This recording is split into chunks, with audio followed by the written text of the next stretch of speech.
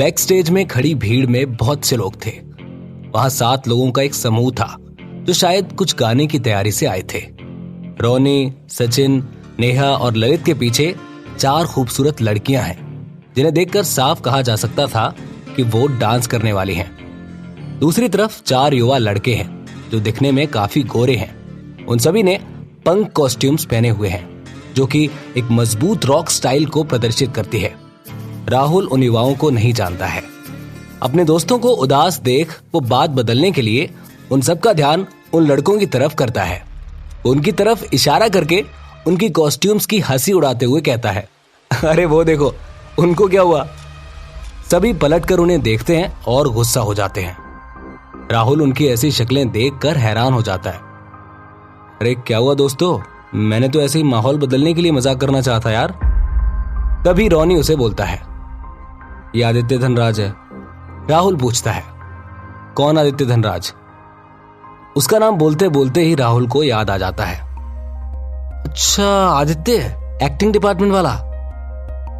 Aditya Dhanraj acting department का एक famous student है क्योंकि उसकी बहन के पति कपाड़िया मीडिया कंपनी के बॉस हैं और अपने जीजा जी के कारण कपाड़िया मीडिया कंपनी ने आदित्य के साथ एक कॉन्ट्रैक्ट पहले से ही साइन किया हुआ है। कपाड़िया मीडिया कंपनी एक दूसरी श्रेणी की मनोरंजन कंपनी है। इसके पास अधिकांश दूसरी और तीसरी श्रेणी के सितारे हैं। कॉन्ट्रैक्ट साइन करने के बाद आदित्य ने कंपनी से कुछ संसाधन लिए और वो 2 साल से ज्यादा समय से मनोरंजन के क्षेत्र में है, पर वो मुश्किल से 4th ग्रेड के स्टार्स के साथ घुलने मिलने में सक्षम है।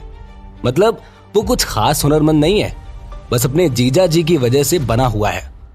लेकिन ये लड़का एक ठेठ प्ले बॉय है। कभी एक महिला प्रशंसक के साथ होटल में रात भर रहता है तो कभी एक महिला सेलिब्रिटी के साथ जो कि ज्यादा पॉपुलर ना हो। संक्षेप में वो एक बिगड़ैल लड़का है। आदित्य के बारे में याद आते ही राहुल रोनी से बोलता है, ये लड़का फेमस होने से ज्यादा बदनाम है। पास खड़ी नेहा अचानक बोल पड़ती है, बदतमीज है। नेहा के गुस्से से लाल हो रहे चेहरे को देख राहुल कुछ समझ नहीं पाता है और वो उससे पूछ पड़ता है, क्या हुआ नेहा, कुछ हुआ है क्या? तभी रोनी बीच में बोल पड़ता है, किसी ने इसे तंग किया है। नेहा, इसे बताओ कि अभी क्या हुआ। नेहा बोलना शुरू करती है, दरअसल कुछ सालों पहले आदित्य ने मुझे प्रपोज किया था। वो चाहता था कि मैं उसके साथ रहूं, लेकिन मैं उसकी फितरत जानती थी, इसीलिए मैंने उसे मना कर दिया। पर मेरे मना करने के बाद आदित्य कुछ दिनों के लिए शांत हो गया था, लेकिन फिर आदित्य ने अचानक मेरे और उसके बीच शारीरिक संबंध बनाने की अफवाह फैला दी और मुझे बदनाम करने की कोशिश की। उसने लोगों को मुझे ब्लॉक करने के लिए भी कहा। वो तो किस्मत से तब मेरी जिंदगी में रोनी आया और सब कुछ उसने संभाल लिया।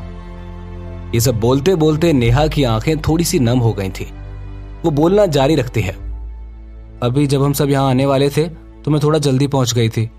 मुझे नहीं पता था कि वो भी यहाँ होगा। वो अचानक मेरे सामने आया और सबके सामने जोर जोर से चिल्लाने लगा कि धोखेबाज, तू मुझे छोड़कर गई और पता नहीं क्या क्या। नेहा की आंखें अब भर आई थीं। पास ही खड़ा रोनी गुस्से से लाल हो गया था। इस साले को तो मैं बताता हूं। नेहा उसे रोक लेती है, अब और तमाशा मत करो, चुपचाप खड़े रहो। रोनी रुक जाता है। सोना नेहा को ऐसा देख उसके पास जाती है और कहती है, नेहा आंटी क्या हुआ, आप रो क्यों रहे हो? अब सचिन इस माहौल को बदलने की कोशिश करता है। अरे कुछ नहीं मेरी सोना रानी, आंटी की आंख में कुछ चला गया। नेहा आंटी, आप अपनी आंख मसल लो। नेहा सचिन का इशारा समझ जाती है और सोना को दिखाने के लिए अपनी आंखें मसलने लगती है। फिर अचानक से रोनी राहुल से बोलना शुरू करता है। ये सब होने के बाद जब मैं पहुंचा तो आदित्य ने मुझे देखा और इसे फिर से बोलने लगा। राहुल चौंक गया, तुम्हारे सामने? रोनी जवाब देता है, हाँ। राहुल रोनी पर नाराज होता है। रोनी, शर्म आनी चाहिए तुम्हें। तुम्हारे सामने कोई तुम्हारी होने वाली बीवी को कुछ भी बोल रहा है और तुमने कुछ नहीं किया। रोनी राहुल को समझाने लगता है, अरे मैं बोलना चाह रहा था लेकिन इसने मुझे रोक लिया। राहुल नेहा की तरफ देखता है, क्या बोला था वो? नेहा बताना शुरू करती है, रोनी जैसे ही मेरे पास आया तो मैंने आदित्य को बोला कि मेरा होने वाला पति है, मैं इसके साथ हूं। मैं तुम्हारे साथ ना कभी थी और ना ही कभी हो सकती थी। आदित्य ने रोनी को देखा और बोला, तुम इसके साथ क्या कर रही हो? ये तो एक इंडियन क्लासिकल सिंगर है, ऐसे घटिया गाने वाला तुम्हारा क्या ही भला कर सकता है। आजकल इन लोगों को एक फूटी कौड़ी तक नहीं मिलती है। ये क्लासिकल गाने वाले 2 वक्त की रोटी तक नहीं कमा पाते। मैं तो कहता हूँ तुम मेरे साथ आ जाओ। जीजा जी बोलते हैं कि मेरा फ्यूचर बहुत ब्राइट है, आने वाला जमाना रॉक सिंगिंग वालों का ही है। और अब तो मैंने एक्टिंग भी सीख ली है, तो कहा जा सकता है कि सच में मैं एक रॉक स्टार हूं। ये सब सुनकर राहुल की आंखें गुस्से से लाल हो जाती हैं। लगता है इसको इसकी औकात दिखानी पड़ेगी। नेहा बोल पड़ती है, नहीं राहुल, पखेड़ा मत खड़ा करो। राहुल नेहा को देखकर कहता है, नेहा बात अब तुम्हारी नहीं रही। इस बदतमीज ने इंडियन क्लासिकल म्यूजिक के बारे में जो बोला वो सहन नहीं किया जा सकता। अब इसको सबक सिखाना ही होगा। ऐसा बोलते ही राहुल आगे बढ़ने लगता है और सीधे आदित्य के सामने जाकर खड़ा हो जाता है। आदित्य उसे अचानक से अपने सामने आकर खड़ा होता देख हैरान हो जाता है। राहुल उसकी आंखों में आंखें डालकर देखने लगता है। राहुल के पीछे बाकी चारों भी आकर खड़े हो जाते हैं। राहुल आदित्य से बोलना शुरू करता है, मैंने सुना है कि तुझे इंडियन क्लासिकल म्यूजिक की सेवा करने वाले रॉक म्यूजिक वालों से कम लगते हैं। आदित्य मुस्कुरा देता है, यह सिर्फ मुझे नहीं दोस्त, यहां मौजूद हर इंसान को लगता है। अब राहुल एक हल्की सी व्यंग्यात्मक मुस्कान अपने चेहरे पर लाता है और बोलता है, तू अपने जीजा जी के बिना ना तो 2 कौड़ी का एक्टर है और ना ही सिंगर। राहुल ने निर्दयता से उसे जवाब दिया। आदित्य हंसा और बोला, ठीक है, क्योंकि तुम्हें लगता है कि इंडियन क्लासिकल रॉक से ज्यादा बेहतर है, तो आओ ना, हम दोनों आज यहीं पर मुकाबला कर लेते हैं और देखते हैं कि कौन सा म्यूजिक इस देश का फ्यूचर है। बस एक बात मैं अभी से सबके सामने तुमसे कह सकता हूं कि तुम हारोगे। आदित्य के शब्दों ने सचिन, ललित और नेहा सभी को हंसने पर मजबूर कर दिया था। वास्तव में आदित्य एक निचले दर्जे का कलाकार है। अपने जीजा जी के बिना वो कुछ भी नहीं है। अच्छा, तुम्हें बड़ी हंसी आ रही है? आदित्य ने उपहास किया। क्या तुमने आज इस कंपटीशन में अपना नाम लिखवा दिया है? राहुल उसे कहता है, मैंने पहले ही इसके लिए साइन अप कर लिया है। क्या तुम मंच पर जाने और मुझसे कम्पीट करने की हिम्मत रखते हो? आदित्य फिर से मुस्कुराया। पास खड़ा रोनी गुस्से से भरा हुआ था। आदित्य की ओर इशारा करते हुए उसने गुस्से से कहा, इस बारे में बात मत करो कि राहुल ने अभी तक शो के लिए साइन अप किया है या नहीं। यहाँ अभी भी साइन अप कर सकते हैं। शो शुरू होने में अभी भी आधा घंटा है। तुम तो अपना बताओ, क्या तुम तैयार हो? मुझे तैयारी की कोई परवाह नहीं है। आदित्य ने कंधे उचकाए। फिर अचानक से रोनी आदित्य से बोला, तो ठीक है, मैं तुम्हारे साथ कंपीट करूंगा। रोनी! नेहा रोनी की बात सुनकर अचानक से जोर से बोली, रोनी जोश में होश मत खो। रोनी के चैलेंज देने वाली बात ने सभी को अचंभे में डाल दिया था। राहुल ने बिल्कुल भी प्रतिक्रिया नहीं दी। ठीक है, आदित्य ने रोनी को जवाब दिया। राहुल ने भी फिर रोनी का साथ दिया और कहा, तो ठीक है, आज तुम मुझसे नहीं रोनी से कंपीट करोगे। इतना बोलकर राहुल रोनी की तरफ देखकर मुस्कुराता है। उस पर विश्वास जताने के लिए रोनी उसे देखकर विश्वास भरी निगाहों से देखता है। कैसे कंपीट करेंगे? तभी आदित्य ने पहले कहा, सीक्रेट बैलेट की वोटिंग से। राहुल ने कहा, थिएटर में सीक्रेट बैलेट की मशीनें हैं, बस उसी के वोट्स की गिनती के हिसाब से हार जीत तय हो जाएगी। ठीक है, लेकिन मेरी एक शर्त है। रोनी ने आदित्य से कहा, अगर मैं जीतता हूं तो तुम आज के बाद कभी भी नेहा को तंग नहीं करोगे। रोनी जाहिर तौर पर गुस्से से भरा हुआ था। मैं इससे सहमत नहीं हो सकता। आदित्य ने धीरे से कहा, अगर तुम जीत गए तो मैं नेहा को फिर कभी तंग नहीं करूंगा, लेकिन अगर मैं जीत गया तो क्या होगा? तुम तो कुछ नहीं दे सकते, है ना? जैसे ही वो बोल रहा था, रोनी ने उसे रोका और कहा, तुम क्या चाहते हो? आदित्य के चेहरे पर कठोरता के संकेत के साथ चमक आ गई और उसने कहा, अगर मैं हार गया तो मैं वादा करता हूं कि नेहा को फिर कभी परेशान नहीं करूंगा, मैं कभी उसके सामने भी नहीं आऊंगा। लेकिन अगर तुम हार जाते हो तो मैं चाहता हूं कि तुम नेहा को छोड़ दोगे और साथ ही साथ तुम अपने कपड़े उतार कर इस कॉलेज के खेल के मैदान में सबके सामने दौड़ लगाओगे। आदित्य की यह शर्त सुनकर सब हैरान हो जाते हैं। वो छोटी बच्ची सोना, जो शायद ही कुछ अच्छे से समझ पा रही होगी, वो भी उन सबके चेहरे को देखकर समझ जाती है कि आदित्य ने कुछ गलत बोला है। वो राहुल के पास जाकर खड़ी हो जाती है। पूरे कॉलेज में नग्न घूमना मतलब निश्चित रूप से अगले दिन प्रमुख एंटरटेनमेंट न्यूज़पेपर्स के पहले पन्ने पर दिखाई देना। ये रोनी को पूरी तरह से बदनाम करने का एक प्रयास है ताकि वो भविष्य में एंटरटेनमेंट इंडस्ट्री में कभी भी बाहर घूमने में सक्षम ना हो। मैं उसके लिए सहमत हूं। रोनी की ये बात सुनकर राहुल का चेहरा ठंडा पड़ गया और वो अचानक से आदित्य से बोल पड़ा, हालांकि एक और बात है, अगर तुम हार जाते हो तो फिर तुम्हें भी यही करना होगा।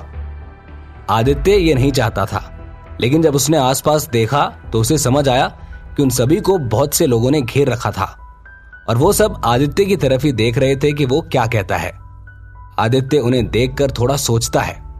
वो समझता है कि अगर उसने मना किया तो वहां मौजूद सभी लोग उसे डरपोक समझेंगे। वो वापस रोनी और राहुल को देखता है और कहता है, ठीक है, ये मुझे मंजूर है। राहुल के चेहरे पर एक मुस्कान आ जाती है। तो तय रहा, रोनी इंडियन क्लासिकल गाएगा और तुम तुम्हारा रॉक। जो भी जीतेगा उसकी शर्तें मानी जाएंगी और हारने वाले को कपड़े उतार कर पूरे कॉलेज के ग्राउंड में दौड़ना पड़ेगा। रोनी आदित्य से शर्तें मंजूर करने के लिए अपना हाथ आगे बढ़ाता है। आदित्य उससे हाथ मिलाता है और मुंह फेर कर निकल जाता है। रोनी पलटकर नेहा को देखता है। नेहा उसे गुस्से भरी निगाहों से देखती है। पास में ही खड़े सचिन और ललित भी राहुल और रोनी को हैरानी से देखते हैं। उन सबको देखकर ऐसा लगता है कि मानो उन्हें रोनी पर विश्वास ही नहीं है। तभी सोना राहुल की शर्ट खींचती है। राहुल उसे देखता है और वो उसे गोदी में लेने का इशारा करती है। राहुल उसे अपनी गोदी में उठा लेता है। क्या रोनी और राहुल ने चैलेंज लेकर कुछ गलत किया है? अगर रोनी हार गया तो आदित्य जैसा बदतमीज लड़का क्या आसानी से हार मान लेगा? इस प्यारी सी कहानी में क्या होगा अगला ट्विस्ट? ये जानने के लिए सुनते रहिए सुपरस्टार पापा, सिर्फ और सिर्फ पॉकेट एफएम पर। ये तो बड़ा मुकाबला है, मजा आएगा। ये रोमांचक है। हारने वाला खेल के मैदान पर बिना कपड़ों के दौड़ेगा। बाप रे बाप, ये कैसे होगा? नहीं, इस मुकाबले की बात को फैलाना होगा। शायद फिर कॉलेज का एडमिनिस्ट्रेशन भी इस बात पर ध्यान देगा कि ऐसा कुछ होने वाला है। आसपास खड़े उन छात्रों ने आदित्य, राहुल और रोनी की बात सुनकर आपस में बातें करना शुरू कर दिया। तो ठीक है, अब हम स्टेज पर मिलते हैं। राहुल ने इस बात की बिल्कुल भी परवाह नहीं की कि वहां खड़े बाकी छात्र किस बारे में और क्या बातें कर रहे थे। उसने सीधे आदित्य को स्टेज पर मिलने को कहा। ये सुनते ही सचिन, ललित, नेहा, रोनी, राहुल और सोना सब वहां से निकल गए। राहुल और बाकी सबको जाते देख आदित्य के चेहरे पर गुस्सा और घमंड साफ देखा जा सकता था। भाई आदित्य, मजा आ गया। तुम तो समझो नेहा तुम्हारी हो ही गई, जीत ही जाओगे तुम। आदित्य के पीछे खड़े एक लड़के ने कहा। अरे मजा तो इस बात का है कि अभी अभी फेमस हुआ ये राहुल भी अब आदित्य के सामने पानी भरेगा। पीछे खड़े एक लड़के ने उसकी चापलूसी की। आदित्य के पास दोस्तों से ज्यादा चापलूस है, क्योंकि आदित्य सबको ये बोलता रहता है कि अगर वो उसके साथ रहे तो शायद उसकी जीजाजी की कंपनी में उनका भी कॉन्ट्रैक्ट बन जाए। आदित्य, इस बार तो तुमको निश्चित रूप से जीत मिलेगी, क्योंकि अब तो तुम्हारे दुश्मन भी हैं इसमें। ये सुनकर सब हंसने लगे। वहीं राहुल और उसके दोस्त वहां से निकलकर बैक स्टेज में एक लाउंज में आ गए। राहुल ने सोना को अपनी गोद से उतार दिया था। इस समय सचिन हैरानी से लाउंज में बाएं और दाएं घूम रहा था। राहुल को छोड़कर सभी के भाव गंभीर थे। राहुल, यार तुमने रोनी को फंसा दिया है। बिना कपड़ों के दौड़ना, ये होगा तो सिर्फ इसकी नहीं, हमारी भी बहुत बदनामी होगी। सचिन अभी भी घूम रहा था। राहुल, तुम सोचो, आदित्य तो एकदम तैयारी से आया है। ललित, जो आमतौर पर एक साहसी व्यक्ति है, वो भी अभी थोड़ा घबरा रहा था। हो सकता है कि वो पहले से ये सब प्लान करके आया हो। नेहा पहले तो कुछ नहीं बोली, लेकिन अभी उसने रोनी का हाथ कसकर पकड़ लिया और कहा, रोनी, क्यों ना हम उसे बोलें कि अब रजिस्ट्रेशन का टाइम खत्म हो गया है, अब कंपटीशन में नहीं उतरा जा सकता, इसीलिए कभी और हम ये सब कर लेंगे, आज तुम हारे नहीं। ये आइडिया बेकार है। शो के पोस्टर पर साफ साफ लिखा गया था कि रजिस्ट्रेशन के लिए कोई टाइम लिमिट नहीं है। लेकिन जो लोग देर से साइन अप करेंगे वो निचले क्रम में परफॉर्म करेंगे। रॉनी शो के बारे में सारी जानकारियां रखता था। फिर अब क्या करेंगे? नेहा घबराने लगी थी। आधा घंटा तो तैयारी करने के लिए कितना कम है। वो सभी राहुल की तरफ देखकर अपनी त्योरियां चढ़ा रहे थे और उन्हें देखकर साफ लग रहा था कि उन्हें रॉनी और आदित्य के बीच होने वाली इस प्रतियोगिता से कोई उम्मीद नहीं थी। अरे, मैंने कहा कि तुम सब इतने अंडर कॉन्फिडेंट क्यों हो? आखिरकार राहुल ने अपना मुंह खोला। उसने अपने सामने अपने उदास दोस्तों को देखा और कहा, क्योंकि मैंने रॉनी को चैलेंज एक्सेप्ट करने की हिम्मत की है, इसलिए मैं उसे हारने नहीं दे सकता हूं। तुम सब अपने चेहरे देखो। तुम सबके चेहरे तो ऐसे उदास हैं जैसे कि हम अभी से हार गए हों। क्या तुम्हारे पास कोई सॉल्यूशन है? राहुल, तुम अब ये मोटिवेशनल बातें करके हमें मूर्ख मत बनाओ। सचिन से रुका नहीं गया और वो बोल पड़ा, राहुल बताओ तुम क्या कर सकते हो? लगभग सभी ने उम्मीद भरी निगाहों से राहुल की आंखों में देखा। बेशक मेरे पास एक रास्ता है। सबके चिंतित और उम्मीद भरे चेहरों को देखकर राहुल मुस्कुराया। उसने कागज का एक टुकड़ा और एक पेन जैसे जादू से निकाला और उस पर कुछ लिखने के लिए मेज पर झुक गया। लगभग 5 मिनट के बाद राहुल ने अपना सिर उठाया और रॉनी को वो कागज सौंप दिया और कहा, रॉनी ये देखकर बताओ, क्या ये अच्छा है? क्या? रॉनी ने उस कागज को हाथ में लिया और दूसरों ने भी उस कागज में झांकना शुरू किया। राग शिवरंजनी, ये क्या है? कागज पर जानबूझकर सबसे ऊपर लिखे बोल्ड लेबल को देखकर हर कोई दंग रह गया। राहुल, ये क्या है? ये कौन सा राग है? आज तक तो मैंने नहीं सुना ये राग। रॉनी ने कहा, हमने भी कभी इसके बारे में नहीं सुना है। ललित भी राहुल से यही कहता है। सचिन और नेहा भी इस राग के बारे में बहुत सोचते हैं, लेकिन उन्हें भी इस राग के बारे में कोई जानकारी नहीं है। राहुल ने अपनी आंखें घुमाई और कहा, हाँ, तो इस राग के बारे में तुम लोगों को कैसे पता हो सकता है? मैंने ये राग अभी के अभी बनाया है, तो तुम इसके बारे में कैसे सुन सकते हो? हाँ? राहुल के शब्दों को सुनकर सभी की आंखें चौड़ी हो गईं, खास तौर पर सचिन की, जिसकी आंखें फटी की फटी रह गईं। राहुल, क्या सच में तुमने ये राग हमारे सामने बैठे बैठे अभी 5 मिनट में बनाया है? सचिन ने बेहद हैरानी से राहुल को देखा और कहा, हम सभी जानते हैं कि तुमने अपना वो गाना जस्ट मेट यू बहुत अच्छा लिखा था, लेकिन बस 5 मिनट में शास्त्रीय संगीत का एक राग बना देना इम्पॉसिबल। सचिन की हैरानी खत्म ही नहीं हो रही थी। इतने में 3-4 लड़कियां लाउंज में आती हैं और राहुल को देखकर जोर से चिल्लाती हैं, हाय। सब एकदम से उन्हें देखकर डर जाते हैं। क्या आप राहुल हैं, जस्ट मेट यू वाले? एक लड़की ने बेहद खुशी से पूछा। हम आपके बहुत बड़े फैन हैं। दूसरी ने उसका साथ दिया। तीसरी लड़की ने सीधे पूछा, क्या हम आपके साथ एक सेल्फी ले सकते हैं? हाँ, श्योर, क्यों नहीं। राहुल को इतना सहज देख बाकी सब बहुत हैरान थे, क्योंकि बाकी सबको अभी भी कंपटीशन का डर लग रहा था। तभी राहुल ने सेल्फी के लिए सोना को भी अपने पास बुला लिया। सोना बेटा, इधर आओ। सोना राहुल के पास गई। राहुल ने उसे अपनी गोद में ले लिया और फिर उन लड़कियों ने एक सेल्फी ली और राहुल को थैंक यू बोलकर वहां से निकल गई। उनके जाते ही नेहा उठ खड़ी हुई और बोली, अब सबसे जरूरी बात, ये नया राग है, क्या ये वास्तव में संभव है? क्या राहुल, तुम वास्तव में चाहते हो कि रॉनी ये राग शो में गाए? इसमें गलत क्या है? राहुल ने वापस पूछा। भाभी, क्या आप मेरे जस्ट मेट यू गाने को भूल गई हैं? सच कहूं तो मैं अद्भुत हूं, शक्तिशाली। राहुल ये बोलते बोलते जोर जोर से हंसने लगा। बाकी सब उसे देखकर हैरान थे कि इस वक्त भी उसे मजाक सूझ रहा था। नेहा ने रॉनी को देखा और मन ही मन सोचने लगी, उम्मीद है कि रॉनी कुछ और तरीका ढूंढ ले। सच कहूं तो अगर ये सिर्फ कंपटीशन की बात होती तो मैं शायद रॉनी को इस राग को थोड़ा सा आजमाने देती, लेकिन अभी कोई मामूली कंपटीशन नहीं है। अभी इज्जत की भी बात है। ये मामला रॉनी के भविष्य से जुड़ा हुआ है। ऐसे में मुझे इस पर गंभीरता से विचार करना होगा। वैसे भी अगर अब ये गाएगा नहीं तो हार ही जाएंगे, और अगर गाएगा तो कम से कम जीतने की उम्मीद तो बनती है। ये सोचकर नेहा रॉनी से कहती है, रॉनी, एक बार गाने की कोशिश तो करो। रोनी राहुल की तरफ देखता है। राहुल उसे राग गाकर सुनाता है।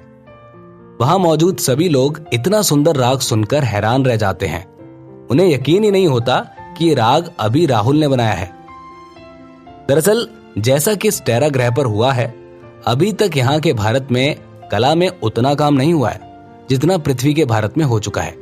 इसीलिए यहाँ पर शास्त्रीय संगीत भी उतना विकसित नहीं हो पाया है। ये राग और गीत भी राहुल ने अपने पिछले जन्म की याद से यहाँ लिखा है। राहुल ने न सिर्फ राग रोनी को बताया, बल्कि साथ ही साथ उसने इस राग पर कुछ शब्द लिखकर एक पूरा का पूरा गाना लिख दिया है। रोनी गाने के बोल पढ़ने लगता है। आवाज दो और हमें बुलाओ, अब ना हमें तुम इतना सताओ। सभी रोनी को सुनने लगते हैं। राहुल उसे राग में गाने को कहता है। रोनी धीरे धीरे गाना पकड़ने लगता है।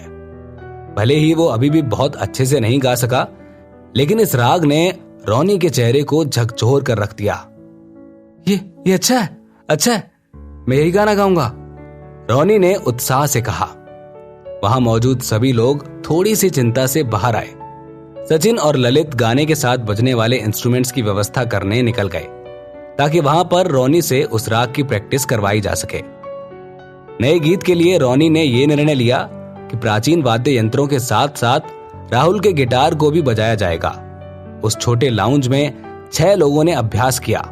रोनी, राहुल और अन्य जो पागलों की तरह उस गाने की प्रैक्टिस में गुम हो गए थे। वो नहीं जानते थे कि पूरे कॉलेज में ये बात फैल चुकी थी कि रोनी और आदित्य इस शो में आपस में कंपीट करने के लिए तैयार हो गए थे। क्या तुमने सुना है?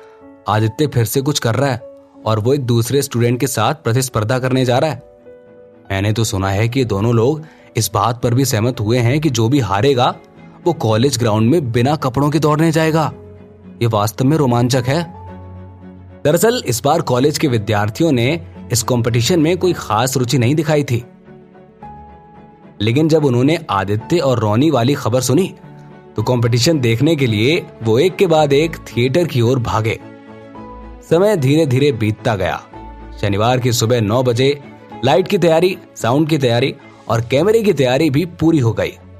एक परिचित गीत की आवाज के साथ राधोपुर यूनिवर्सिटी ऑफ आर्ट के परफॉर्मिंग आर्ट्स डिपार्टमेंट की ग्रेजुएशन स्कॉलरशिप जीतने के लिए प्रदर्शन शुरू हुए। 8000 लोगों के बैठने वाले थिएटर के आधे हिस्से में कॉलेज के विभिन्न विभागों के छात्र हैं। उनमें से कुछ तो सिर्फ अमृता से मिलना चाहते हैं, तो कुछ बहुत उत्साह से इस शो को देखने आए हैं। थिएटर की सबसे आगे वाली पंक्ति में, मंच के पास की पंक्ति में जजेस के लिए केवल 6 सीटें रखी गई हैं। अमृता के अलावा ऑरेंज पब्लिकेशन के मिस्टर अनिल रस्तोगी और कॉलेज के वर्तमान निदेशक भी हैं। होस्ट के रूप में आयुष और आशिता मंच पर आए और फिर दर्शकों से कहा, हमारे परफॉर्मिंग आर्ट्स के फाइनल प्रदर्शन को देखने के लिए इस थिएटर में आए आप सभी का हार्दिक स्वागत है। मैं आपका होस्ट आयुष और मैं आशिता हूं और हम आप सभी का हार्दिक स्वागत करते हैं। दोनों होस्ट ने आते ही थिएटर के दर्शकों का ध्यान खींच लिया। बैक स्टेज राहुल और अन्य लोगों ने भी उनकी आवाज सुनी और वो समझ गए कि शो शुरू हो गया है। रोनी अचानक से घबरा गया।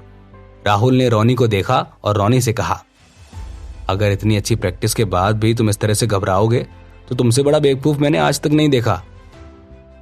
नेहा रोनी के पास जाती है और रोनी का हाथ पकड़कर कहती है, डोंट वरी रोनी, तुम बहुत अच्छा गा रहे हो, मैं जानती हूं तुम ही जीतोगे।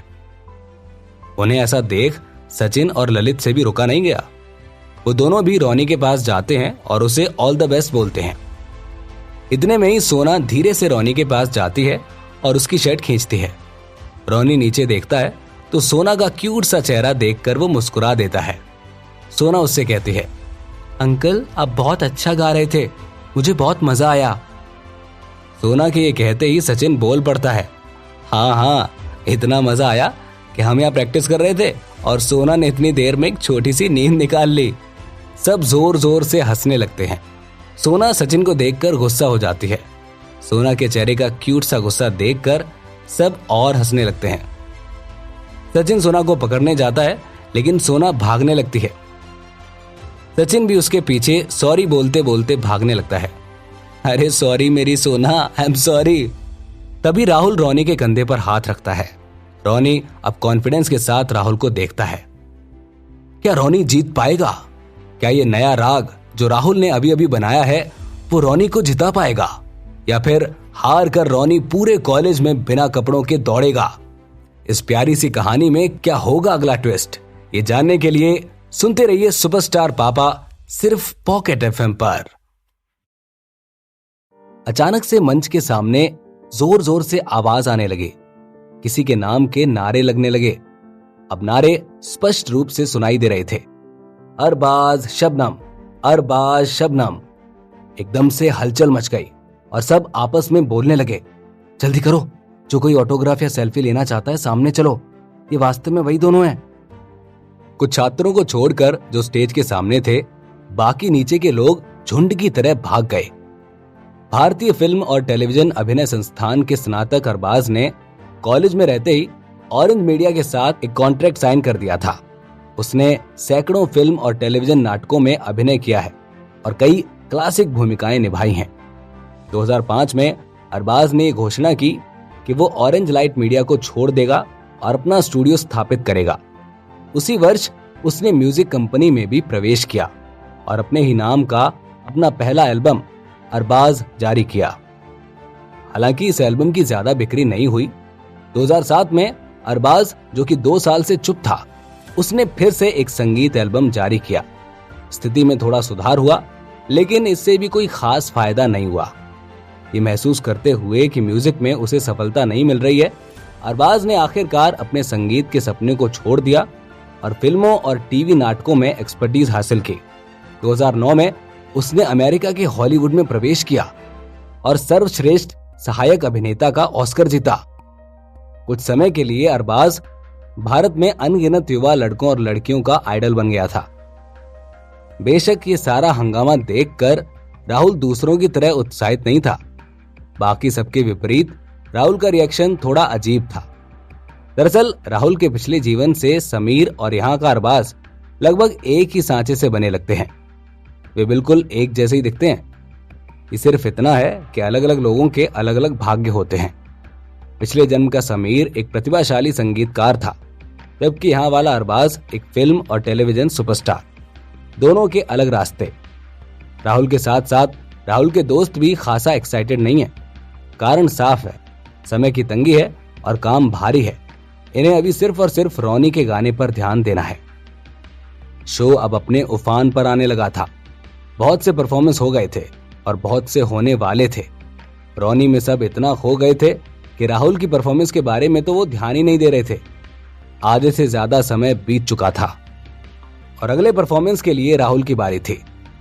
वहीं स्टेज पर अनाउंसमेंट चालू हो जाती है। तो दोस्तों, आजकल एक गीत है जो पूरे टीवीलॉजी, पूरे इंटरनेट और पूरे देश में धूम मचा रहा है। क्या मुझे कोई उस गाने का नाम बता सकता है? इस शो की होस्ट अशिता, जो कि एक लंबी और सुंदर लड़की है, इसका चेहरा बहुत नाजुक है और उसकी आवाज में एक जादू है, बहुत कोमल और मधुर। वो कहती है, just met you, just met you. पूरे ऑडिटोरियम में एक लहर सी दौड़ जाती है। अरे वाह दोस्तों, आप लोग तो बहुत समझदार हैं। तो दोस्तों, आज हमारे डायरेक्शन डिपार्टमेंट के एक music talent Rahul just met you गाने के धूम मचाने के बाद कोई नया गाना सुनाएंगे। पूरे ऑडिटोरियम में जैसे सिर्फ एक ही नाम सुनाई दे रहा हो, राहुल राहुल राहुल राहुल। ये ऐसा शोर था कि वहां मौजूद हर जज पीछे पलट पलट कर सारे दर्शकों को देख रहा था, जो राहुल के नाम का एक तरह से जाप कर रहे थे। बैक स्टेज पर सारे दोस्त राहुल को ऑल द बेस्ट बोलते हैं। राहुल सोना की तरफ देखता है। सोना उसे देखकर मुस्कुरा देती है। सफेद शर्ट और नीली जींस पहने राहुल, वहीं सफेद फूलों के साथ नीले रंग के कपड़े पहने हुए सोना धीरे धीरे थिएटर के स्टेज पर जाते हैं। जब राहुल और सोना एक साथ सबके सामने आए तो दर्शकों ने धीमी आवाज में बातें करना शुरू कर दिया। मुझे उम्मीद नहीं थी कि ऐसा कुछ होगा। राहुल ने भी कंपटीशन में भाग लेने के लिए साइन अप किया है। जस्ट मेट यू बहुत अच्छा है, मैं उसी गाने को लाइव सुनना चाहता हूँ। अरे, इसके साथ ये छोटी लड़की कौन है? वो बहुत प्यारी लग रही है। उस वीडियो में भी तो थी ना ये छोटी लड़की। क्या ये उसकी बेटी है? थिएटर में दर्शकों ने राहुल के नाम से सबके होश उड़ा दिए थे। एक और तो राहुल को देखकर वो खुश थे, जो कि एक सिंपल सफेद शर्ट और जींस में था। वहीं दूसरी तरफ सोनाक्षी को देखकर उन्हें अच्छा लग रहा था, जो कि एक बेहद मासूम गुड़िया की तरह सुंदर ढंग से तैयार हुई थी। मंच पर आकर राहुल और सोना ने दर्शकों को नमन किया। इस समय राहुल ने जजों की सीट पर बैठे एक परिचित से चेहरे को देखा। उसके सामने एक छोटा सा लाल कार्ड था, जिस पर एक नाम लिखा था, अमृता। ये पढ़कर राहुल चौंका और उसने अपने दिल में कहा, वो अमृता है। कोई आश्चर्य नहीं है कि मैं हमेशा उससे पूछता हूँ, क्या मैं उसे जानता हूँ। राहुल को अपनी तरफ देखते हुए अमृता समझ गई थी कि उसे अब स्टेज पर एहसास हो रहा है कि मैं कौन हूं। जैसे ही उन दोनों की निगाह मिली, अमृता ऐसे मुस्कुराई मानो उसे बता रही हो कि अब उसकी खैर नहीं।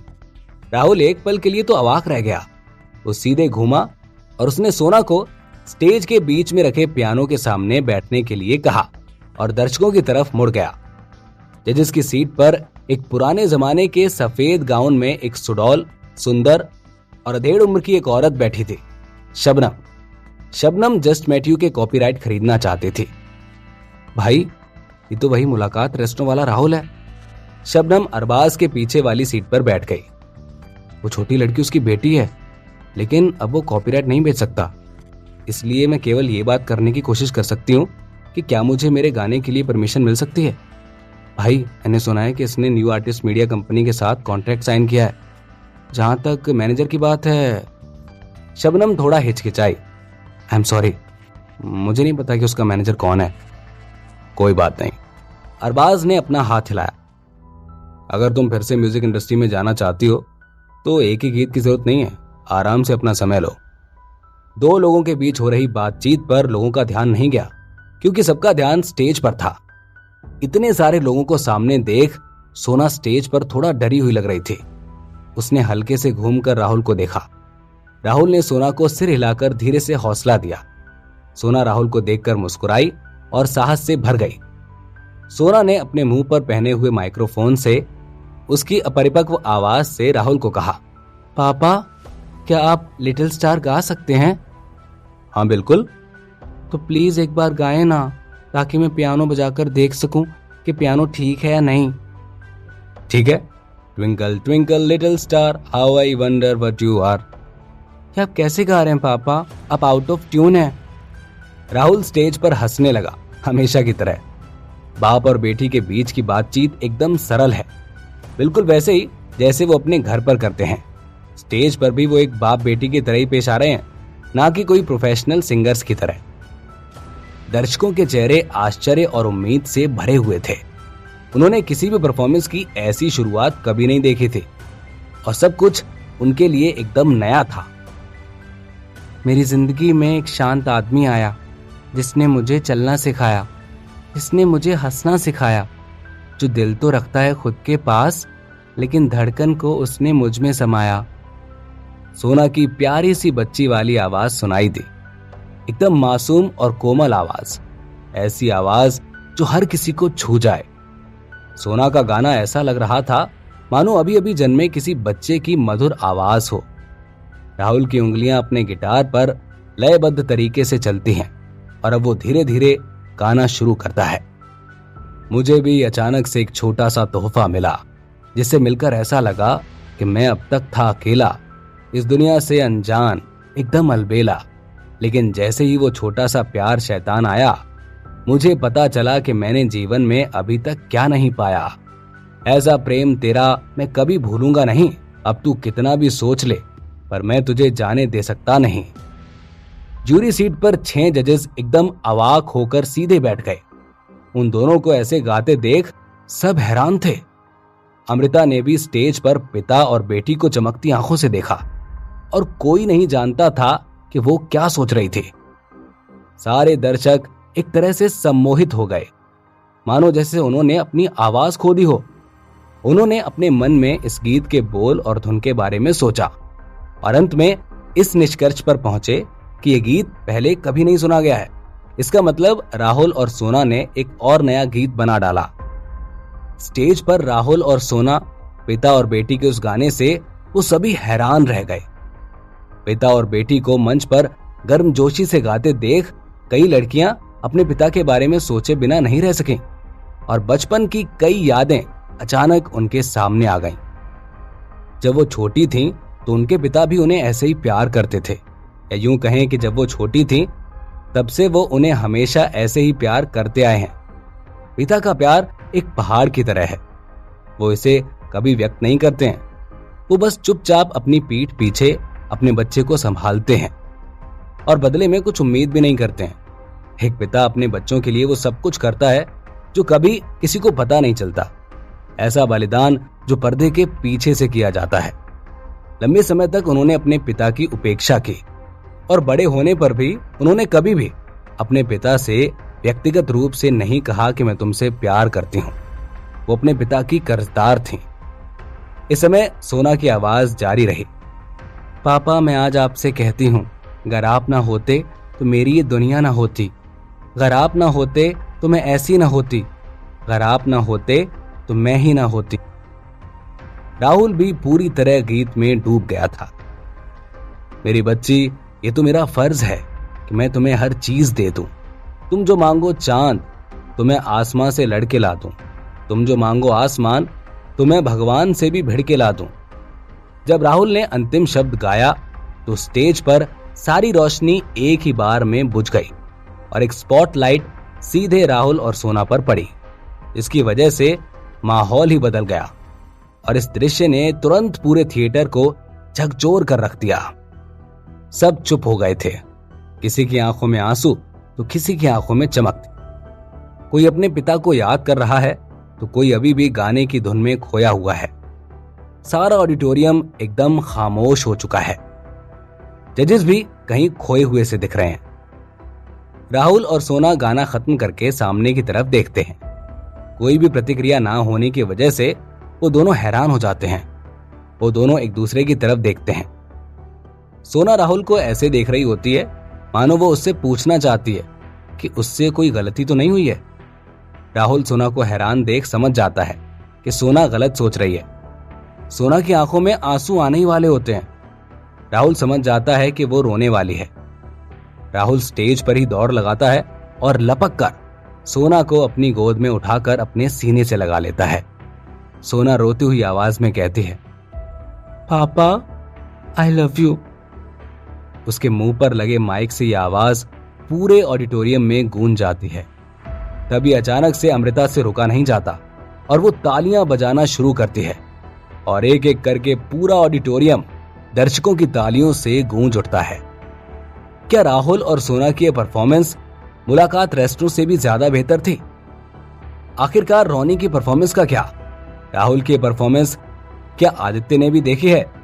इस प्यारी सी कहानी में क्या होगा अगला ट्विस्ट?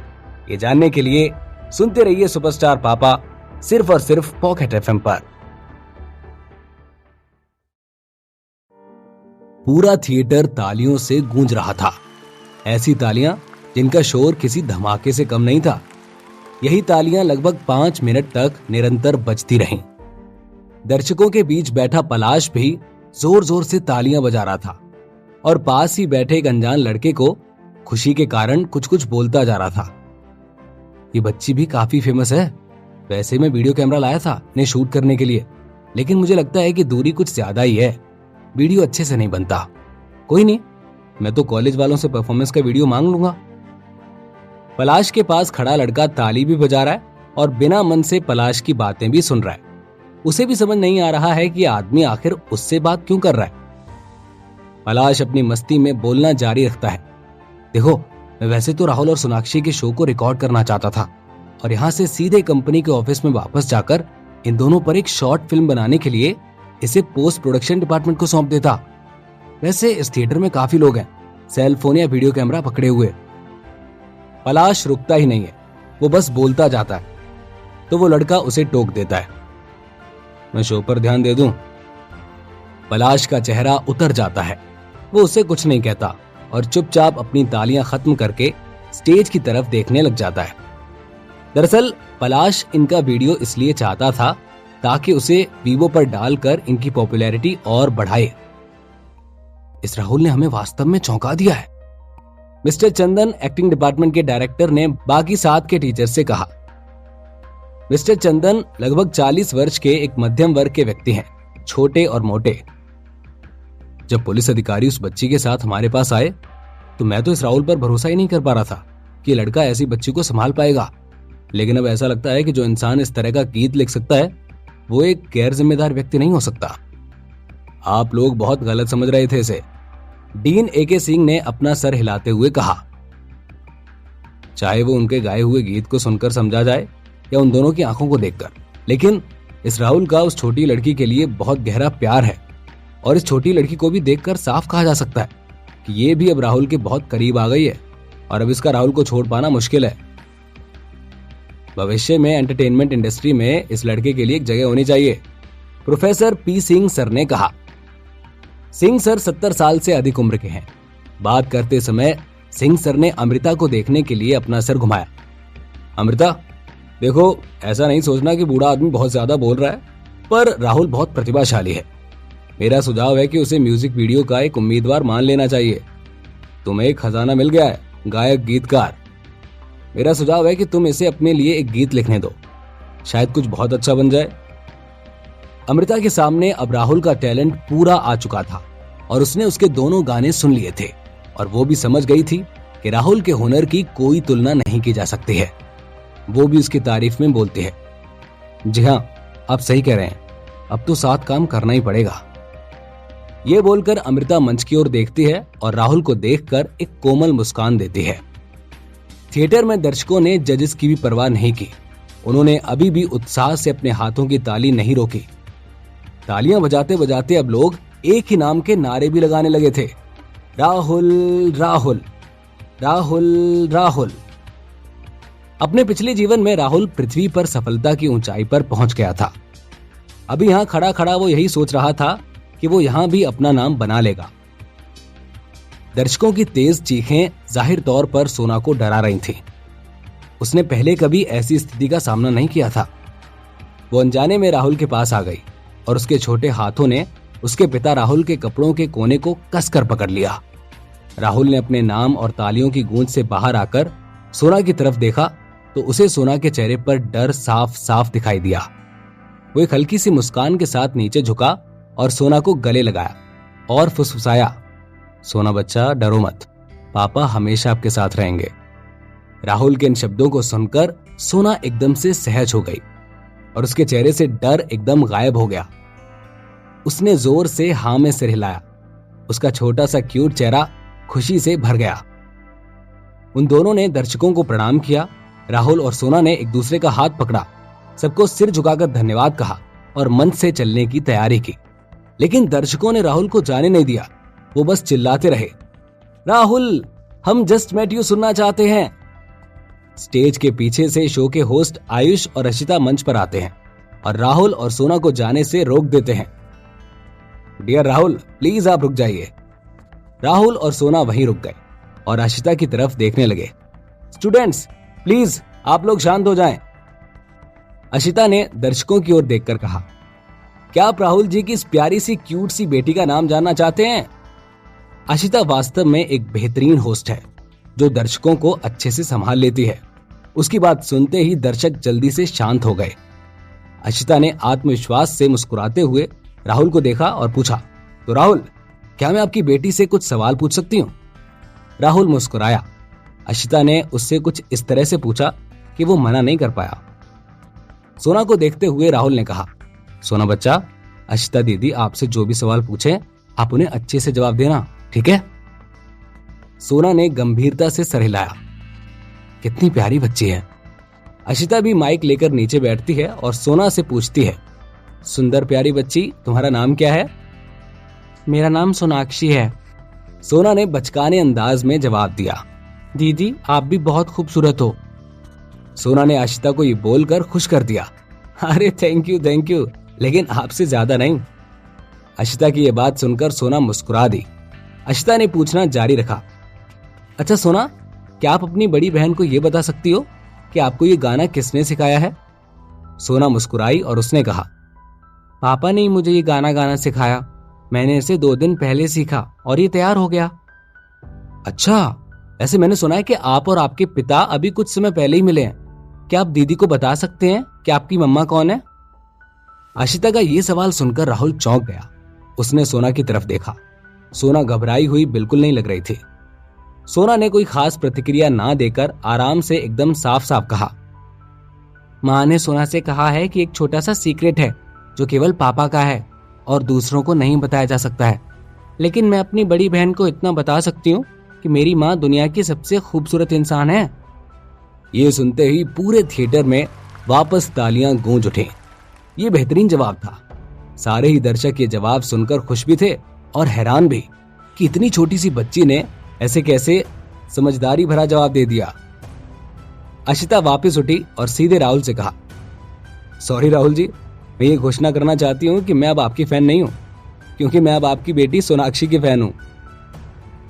सारे ही दर्शक हंसने लगे और तो और सोना को ऐसे देखकर अधिकांश दर्शकों ने तो ये मन बना लिया कि शादी करने के बाद उनकी भी एक बेटी होनी चाहिए। राहुल और सोनाक्षी मंच से चले गए और शो आगे बढ़ गया। लेकिन राहुल और सोनाक्षी की वजह से दर्शकों में परफॉर्मेंस का एक्सपेक्टेशन लेवल बहुत बढ़ गया। उनके बाद जितने भी परफॉर्मेंस हुए उन सब में दर्शक शांत ही बैठे रहे। जिन छात्रों ने भी इस कंपटीशन में भाग लिया था वो सभी बैक स्टेज में अपने अपने परफॉर्मेंस की तैयारी कर रहे थे, इसलिए उन्हें नहीं पता था कि राहुल और सोनाक्षी ने कैसा परफॉर्म किया है और दर्शकों ने उनके लिए कैसी प्रतिक्रिया दी है। अपनी परफॉर्मेंसेस को दर्शकों से कोई प्रतिक्रिया ना मिलने का कारण उन्होंने पता किया तो तब उन्हें पता चला कि उनकी परफॉर्मेंस राहुल और सोनाक्षी के बाद हुई है, जिसकी वजह से दर्शकों की उम्मीद बढ़ गई। राहुल और सोनाक्षी की परफॉर्मेंस से सच में किसी और की तुलना नहीं की जा सकती है। 5 और परफॉर्मेंसेस के बाद थिएटर के दर्शकों की उदासी में एक बदलाव की शुरुआत हुई, क्योंकि अब आदित्य के परफॉर्मेंस का समय है। आदित्य का कैरेक्टर कितना भी बुरा क्यों ना हो, लेकिन यह बात भी सच है कि वो एंटरटेनमेंट की फील्ड में एक छोटा सितारा भी है और उसके पास कॉलेज में कुछ फैंस भी हैं। साथ ही साथ रोनी और आदित्य के बीच होने वाली टसल की खबर पूरे कॉलेज में फैलने की वजह से दर्शकों में और ज्यादा उत्साह बढ़ गया है। यहाँ तक कि कॉलेज के बच्चों ने तो इस टसल का एक नाम भी रख दिया है, the naked running competition. Ayush stage पर आकर कहना शुरू करता है, अगला परफॉर्मेंस है हमारे अपने स्टार आदित्य धनराज का। पिछले लगभग 2 सालों से हमारे आदित्य एंटरटेनमेंट इंडस्ट्री में धूम मचा रहे हैं।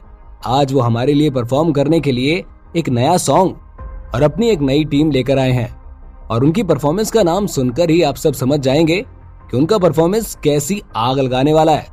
और वो जो गाना परफॉर्म करने जा रहे हैं उसका नाम है जल रहा है युवा। तो तालियों की गड़गड़ाहट के साथ स्टेज पर बुलाइए आपके अपने स्टार आदित्य धनराज और टीम को।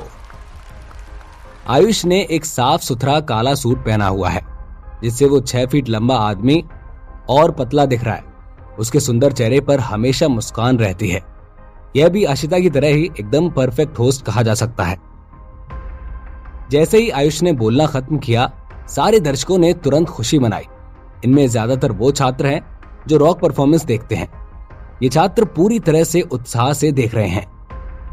अचानक से स्टेज की सारी लाइट्स बंद हो गईं और पीछे से जोर से आवाज आई, इट्स शो टाइम। सारे दर्शक समझ गए कि ये आदित्य की आवाज है और जोर से सब चिल्लाने लगे। बेस गिटार पर एक बहुत ही विस्फोटक स्ट्रिंग बजाई गई और मंच पर लाइट्स नाचने लगी। इसके तुरंत बाद आदित्य के पीछे 4 आदमी डेनिम पोशाक पहने एकदम पंक कॉस्ट्यूम्स में स्टेज पर उछल कूद करते हुए आए। इन सब ने अचानक से इतनी ज्यादा ऊर्जा बढ़ा दी कि मानो वहां एक ऊर्जा का धमाका हुआ है। सारे दर्शक अपनी कुर्सियों से उछलकर झूम उठे। पूरा थिएटर शोर से भर गया। हाल के सालों में भारत में रॉक एंड रोल की लहर चली हुई है। यूरोप और अमेरिका से हैवी मेटल एंड रॉक ने पूरे भारत की म्यूजिक इंडस्ट्री को प्रभावित किया है। भारत में रॉक गायक तो बहुत होते जा रहे हैं, लेकिन ये संगीत की शैली उनकी मूल शैली नहीं है। इसलिए अधिकतर देखा जाता है कि कोई नया काम करने की बजाय भारतीय रॉक परफॉर्मर्स यूरोपीय और अमेरिकी रॉक शैलियों की नकल ही करते हैं। लेकिन अभी ऐसा समय चल रहा है कि रॉक की हवा में भारत का यूथ बहता जा रहा है। बेशक यहाँ के भी रॉक बैंड्स ने कुछ बहुत अच्छा काम किया है, लेकिन शैली पूरी तरह से यूरोप और अमेरिका की छाप लिए हुए है। बस इसी लहर का फायदा आदित्य ने उठाया और एक गर्जना की तरह अपना गाना शुरू किया। एकदम लाउड सबवूफर इलेक्ट्रिक गिटार के तेज स्वर और आदित्य की बेहद तेज आवाज ने पूरे थिएटर में एक अलग ही समा बांधना शुरू कर दिया। तो कैसी रहेगी आदित्य की परफॉर्मेंस? जिस तरह से दर्शक आदित्य को प्रतिक्रिया दे रहे हैं, वैसी प्रतिक्रिया क्या वो रोनी को देंगे? रॉक जीतेगा या क्लासिकल? इस प्यारी सी कहानी में क्या होगा अगला ट्विस्ट? ये जानने के लिए सुनते रहिए सुपरस्टार पापा, सिर्फ पॉकेट एफएम पर। ये परफॉर्मर भी बुरा नहीं है। एके सिंह, जो जजिंग पैनल पर अमृता के बगल में बैठे थे, उन्होंने थोड़ा सा भौहें चढ़ाई और बोले, अमृता, इसको भी उम्मीदवारों में शामिल किया जा सकता है। दर्शकों को देखो, इनके रिएक्शंस को देखकर तो लगता है कि वास्तव में उम्मीदवारों में से एक हो सकता है, लेकिन इसकी सिंगिंग थोड़ी कमजोर है। पर वैसे भी इससे कोई फर्क नहीं पड़ता। उसे म्यूजिक वीडियो के लिए ज्यादा अच्छी सिंगिंग की क्या जरूरत है? पर ये लड़का है कौन? दूसरी तरफ अरबाज ने हेड ऑफ डिपार्टमेंट मिस्टर चंदन से पूछा। उन्होंने जवाब दिया, ये आदित्य धनराज है। इसके जीजाजी कपाड़िया मीडिया कंपनी के मालिक हैं। हमने सुना है कि इसी वजह से आदित्य ने कपाड़िया मीडिया कंपनी के साथ एक कॉन्ट्रैक्ट भी साइन कर लिया है। ओह, नेपोटिज्म, अरबाज ने मुस्कुराते हुए कहा। दरअसल आदित्य की कमजोर सिंगिंग की वजह से ही उसने उसके बारे में पूछा था, क्योंकि कमजोर सिंगिंग के बाद भी वो पिछले 2 साल से एंटरटेनमेंट इंडस्ट्री में है। इसके बाद अरबाज ने उस पर ध्यान देना बंद कर दिया, लेकिन थिएटर में दर्शकों की प्रतिक्रिया कम नहीं हुई। अरे, मुझे लगता है कि आदित्य का गाना ही बेस्ट है, इसकी जीत पक्की है, इसीलिए तो इसने वो नेकेड रनिंग चैलेंज की हिम्मत की। बेचारा रोनी, उसने तो गलत पंगा ले लिया है। जल्द ही जल रहा है युवा गाने की परफॉर्मेंस खत्म हुई और थिएटर में दर्शकों ने स्वाभाविक रूप से तालियां बजाईं और खुशी मनाई। लेकिन राहुल की तुलना में आदित्य के लिए बज रही तालियों में अंतर एकदम साफ है। थिएटर में दर्शकों की तालियों को सुनकर आदित्य धीरे से हंसा और अपने दिल में बोला, बेचारा रोनी, यहाँ बैठे ऑडियंस को देखता तो उसे समझ आता कि ये सब रॉक को कितना पसंद कर रहे हैं। वाह, क्या बात है, बेहतरीन performance Aditya, thank you so much, Ayush ने स्टेज पर आते हुए कहा। तो अब अगला परफॉर्मर है। आयुष प्लीज 1 मिनट रुको। आदित्य, जो स्टेज से नीचे नहीं उतरा था, उसने आयुष को रोक लिया। मैं कुछ कहना चाहता हूं। आयुष एक पल के लिए स्तब्ध रह गया, फिर उसने दर्शकों से कहा, फिर चलो आदित्य जिन्होंने अभी अभी परफॉर्म किया है उन्हीं से कुछ सुनते हैं। आदित्य गर्व और घमंड के साथ आगे आया, आयुष से माइक लिया और बोला, दोस्तों, सबसे पहले मैं आपके सपोर्ट के लिए थैंक यू बोलना चाहता हूं। दूसरी बात है कि मैं ये कहना चाहता हूं कि आप सबको ये पता होना चाहिए कि मैंने आज एक चैलेंज एक्सेप्ट किया है, जो कि मुझे हमारे कॉलेज के क्लासिकल म्यूजिक स्टूडेंट रोनी ने दिया है। प्रतिक्रिया देने के लिए दर्शकों की प्रतीक्षा किए बिना आदित्य ने बोलना जारी रखा। मुझे उम्मीद है कि आप सब सिर्फ और सिर्फ मुझे ही वोट देंगे। मुझे विश्वास है कि रोनी को हराकर आप सब लोग मुझे ही जिताएंगे। रोनी ना तो आज जीतेगा और ना ही आने वाले कल। मैं जानता हूं कि आप रॉक म्यूजिक के नएपन को क्लासिकल म्यूजिक की बोरियत के सामने जरूर जिताएंगे। ये बात सुनते ही जजेस की कुर्सी पर बैठे सभी जजेस हिल गए। उन्हें आदित्य की ये बात बिल्कुल भी अच्छी नहीं लगी। अरबाज, जो पहले से ही उस पर ज्यादा ध्यान नहीं दे रहा था, आदित्य की ये बात सुनकर धीरे से बोल पड़ा, घमंडी। हमने आपस में शर्त लगाई है कि जो भी हारेगा वो इसी कॉलेज के ग्राउंड में नेकेड होकर दौड़ेगा। ये कहने के बाद आदित्य मुड़ा और मंच से चला गया। उसके जाते ही दर्शकों ने तुरंत प्रतिक्रिया देना शुरू कर दिया। अरे, ये तो बहुत घमंडी निकला, मैं ऐसे घमंडी इंसान को तो वोट नहीं दे सकता। वाह, इतना दबंग, ऐसा होना चाहिए आदमी को, मेरा वोट तो ऐसे ही जाएगा। दर्शकों के विपरीत जजेस की बेंच पर सारे जजेस ने अपनी भौहें चढ़ा ली। सिंह सर बोले, क्या चल रहा है ये सब? एके सिंह ने भी कहा, ये तो बस एक छोटा सा कॉलेज कंपटीशन है, इसमें ये सब क्या बातें हो रही हैं? सिंह सर, जो कि इन सब में उम्र और ओहदे में सबसे बड़े हैं, वो गुस्सा होकर बोले, क्या बकवास है ये? परफॉर्म करते वक्त यही आदित्य की मुखालफत कर रहे थे, लेकिन आदित्य के ऐसे रवैये ने उनकी सोच को बदल दिया और उन्होंने एक उदास चेहरे के साथ कहा, किसी से ईर्ष्या करना ठीक है, लेकिन आप आपस में ऐसी शर्त लगाने की हिम्मत कैसे कर सकते हैं?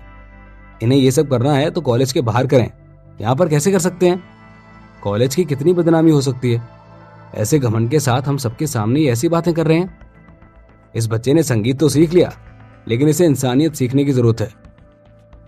इन सारी घटनाओं से मिस्टर चंदन का चेहरा उतर गया था, क्योंकि वो एक्टिंग एंड डायरेक्शन डिपार्टमेंट के प्रमुख हैं और उनके डिपार्टमेंट के स्नातकों ने ही गलतियां की हैं, और इसीलिए डिपार्टमेंट के हेड को ही जिम्मेदारी का खामियाजा भुगतना पड़ता है। इसके अलावा पिछले कुछ सालों में एक्टिंग डिपार्टमेंट ने एंटरटेनमेंट इंडस्ट्री में कुछ खास टैलेंट को नहीं भेजा है, और अगर ये नेकेड रनिंग कांड होता तो बाहरी दुनिया राधोपुर यूनिवर्सिटी के परफॉर्मिंग आर्ट्स डिपार्टमेंट के बारे में क्या सोचेगी। तभी अरबाज ने सबको कुछ सुझाव देना शुरू किया। देखिए, ये शो चालू हो चुका है और आधे से ज्यादा हो भी चुका है, तो अगर इसे अभी बंद कर देंगे तो भी कल इस बात को अखबार में छापने से नहीं बचा सकते। ऐसे में हम सब बदनाम होंगे। इससे अच्छा है कि शो पूरा होने दीजिए, लेकिन जब शर्त पूरी करने की बारी आए तब इंटरफेयर करके इन पर लगाम लगा दीजिएगा। अगर ऐसा करेंगे तो सब सही हो जाएगा। सब अरबाज की बात सुनकर शांत हो जाते हैं। थोड़ा सोचकर पी सिंह कहते हैं, ठीक है, यही ज्यादा बेहतर रहेगा। आगे बढ़ते हैं, फिर बाद में देखेंगे जो होगा। शो आगे बढ़ा, कुछ और परफॉर्मेंसेस हुई और फिर शो समाप्ति पर आ गया। अब केवल रॉनी और उसके ग्रुप की परफॉर्मेंस बची थी। रॉनी के लेट नाम लिखवाने की वजह से उसका नंबर सबसे आखिरी में आया। तैयारी के लिए रॉनी और राहुल ने इसी कॉलेज के कुछ जूनियर स्टूडेंट्स को अपने साथ लिया, जो अभी क्लासिकल म्यूजिक इंस्ट्रूमेंट सीख ही रहे हैं। शो चालू हुए लगभग 2 घंटे से ज्यादा का समय बीत चुका है। ये 2 घंटे रॉनी और उसके साथियों को प्रैक्टिस करने के लिए काफी थे। मंच पर पर्दा उठने लगा। तो दोस्तों, अब बारी है आज की हमारी लास्ट परफॉर्मेंस की। आयुष और आशिता मंच पर अगल बगल में खड़े थे। वैसे ये परफॉर्मेंस काफी खास है, क्योंकि इस स्टूडेंट ने सबसे आखिरी में अपना नाम लिखवाया था। इसके पास पहले कोई नहीं था, लेकिन अब साथ में एक पूरा ग्रुप है। एन मौके पर तैयारी की है, तो चलिए बुलाते हैं रॉनी एंड ग्रुप को। मंच पर चलने की आवाज आने लगी। एक एक करके रॉनी के ग्रुप वाले लोग स्टेज पर म्यूजिकल इंस्ट्रूमेंट्स लेकर आने लगे। सबसे आगे एक लड़का हारमोनियम लेकर आया, उसके पीछे एक लड़की वीणा लेकर आई, फिर 3 लड़के और एक लड़की और आए। एक लड़के के पास बांसुरी, एक के पास तबला और एक के पास ढोलक था, और उस लड़की के पास घुंघरू थे। सबके सब ट्रेडिशनल भारतीय कपड़ों में थे। लड़कों ने कुर्ते पाजामे पहने थे और लड़कियों ने साड़ी। सामने बैठे दर्शक ये सब देखकर खुश हो रहे थे। इन सब के तुरंत बाद राहुल, जो एक इलेक्ट्रिक गिटार पकड़े हुए था, मंच पर आया। जैसे ही राहुल मंच पर आया, थिएटर में लोग फिर से पागल हो गए और उसके लिए तालियां बजाने लगे, उसका नाम चिल्लाने लगे। ये तो राहुल है, ये फिर से क्यों आ रहा है? अरे, रॉनी और राहुल एक ही हॉस्टल में एक ही रूम में साथ रहते थे। अब तो राहुल आ गया इनके साथ, मतलब आदित्य तो गया। आदित्य अपनी परफॉर्मेंस खत्म करने के बाद बैक स्टेज पर नहीं रुका था। वो अपने साथ वालों को लेकर सीधे दर्शकों के बीच जाकर बैठ गया था, ताकि रॉनी की परफॉर्मेंस को देख सके। जब आदित्य ने राहुल को स्टेज पर देखा तो उसके चेहरे के हाव भाव बदल गए और उसने गहरी आवाज में कहा, अरे, ये राहुल स्टेज पर क्या कर रहा है? उसके साथ खड़ा छोटा लड़का फुसफुसाता है, वो हम जब परफॉर्म करके बाहर निकले तो मैंने राहुल को कुर्ते में देखा था। क्या? आदित्य ने उसे गुस्से से देखा। अबे, तो तूने पहले क्यों नहीं बताया? अरे, मुझे नहीं पता था कि उसने ये कुर्ता परफॉर्मेंस के लिए पहना था। छोटा लड़का थोड़ा घबरा गया था। पास ही खड़ा एक दूसरा लड़का बोलता है, रिलैक्स आदित्य, चिंता मत करो, उन्होंने केवल 2 घंटे तैयारी की है। मुझे नहीं लगता कि वो कुछ कर भी पाए होंगे। तुम देखना, हम ही जीतेंगे। आदित्य उसे सुनकर थोड़ा शांत हुआ। उसने कुछ सोचा और फिर मुस्कुराते हुए बोला, तो क्या हुआ अगर ये राहुल है? मुझे नहीं लगता कि वो रॉनी की हार को जीत में बदलने में मदद कर सकता है। तभी मंच पर सबसे आखिरी में रॉनी आते हुए दिखाई देता है। रॉनी ने सभी की तरह इंडियन ट्रेडिशनल कपड़े पहन रखे हैं। अंतर है तो सिर्फ इतना कि उसने अपने सिर पर एक राजस्थानी साफा भी बांध रखा है। मंच पर आते ही वो सीधे माइक के पास गया और उसने दर्शकों से कहा, नमस्कार दोस्तों, मैं राघव दास, जिसे आप सब रॉनी के नाम से जानते हैं, आप सभी को प्रणाम करता हूं। मैं आज आप सभी के सामने भारतीय संगीत के एक नए राग को प्रस्तुत करने जा रहा हूं, जो कि आप विश्वास नहीं करेंगे कि मेरे इस कंपटीशन में पार्टिसिपेट करने के बाद अभी अभी मेरे दोस्त राहुल ने तैयार किया है। मैं आज का ये परफॉर्मेंस उन लोगों को साबित करने के लिए करना चाहता हूँ जो भारतीय संगीत को नीची निगाहों से देखते हैं। मैं उनको ये याद दिलाना चाहता हूँ कि हमारा भारतीय संगीत भी विश्व स्तरीय संगीत है। रोनी की बातें सुनकर दर्शकों ने तुरंत कानाफूसी शुरू कर दी। उसने क्या कहा? ये राग राहुल ने बनाया है? वाह, क्या ये सच में हो रहा है कि हम राहुल के लिखे 2 गाने एक ही दिन में सुन रहे हैं? स्टूडेंट्स फुसफुसाते हुए चर्चा कर रहे थे और ज्यूरी भी एकदम सीधे बैठ गए। संगीत शुरू हुआ तो सबसे पहले लड़की ने तानपुरे के तार छेड़कर सुर देना शुरू किया। उसके ठीक बाद बांसुरी की आवाज आई, जैसे कोई नई सुबह हुई हो। फिर धीरे धीरे करके एक एक साज ने अपनी जगह बनाना शुरू की और गाना शुरू हुआ। सबसे आखिरी में राहुल ने अपना इलेक्ट्रिक गिटार भी बजाना शुरू किया। गिटार बजते ही क्लासिकल से ये गाना फ्यूजन बनने लगा और इसने दर्शकों को झूमने पर मजबूर कर दिया। रोनी ने राग शिवरंजनी में गाना शुरू कर दिया।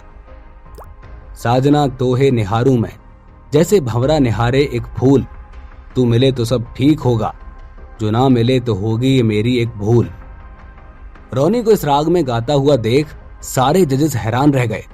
उन्हें विश्वास ही नहीं हो रहा था कि राहुल जैसा कोई नौजवान लड़का ऐसे राग की माला पिरो सकता है।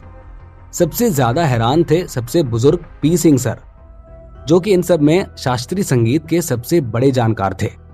उन्होंने आज तक ऐसा कोई राग नहीं सुना था। वो बैठे बैठे हर सुर पर बस वाह वाह ही कर रहे थे। उन्हें इतना मदहोश होते देख बाकी सारे जजेस बहुत खुश थे, लेकिन इन्हीं सबके बीच अमृता रोनी के गाने को सुनने से ज्यादा राहुल में गुम थी। वो राहुल को इस तरह निहार रही थी मानो राहुल कोई जादू है। उसके पास ही बैठा अरबाज अमृता को देख लेता है और वो धीरे से उससे मजाक में कहता है, गाना तो आंखें बंद करके भी सुना जा सकता है। अमृता एकदम से होश में आकर अरबाज की तरफ देखती है। अरबाज मुस्कुराता रहता है। अमृता समझ जाती है और वो शर्माकर अपनी आंखें नीचे कर लेती है। गाना खत्म हो जाता है। सुर लगाने की वजह से रोनी ने अपनी आंखें बंद कर रखी थीं। गाना खत्म होते ही वो अपनी आंखें खोलता है और दर्शकों की तरफ देखता है। एक भी दर्शक अपनी जगह से नहीं हिलता। सबके सब एकदम पत्थर बन के बैठे रहते हैं। रोनी को कुछ समझ नहीं आता। पूरा ऑडिटोरियम एकदम चुप रहता है, एकदम पिन ड्रॉप साइलेंस। आखिरकार कैसी रही रोनी और राहुल की परफॉर्मेंस? क्या कोई गलती हो गई थी? तो क्या रोनी को आदित्य से ज्यादा वोट मिलेंगे? इस प्यारी सी कहानी में क्या होगा अगला ट्विस्ट? ये जानने के लिए सुनते रहिए सुपरस्टार पापा, सिर्फ पॉकेट एफएम पर।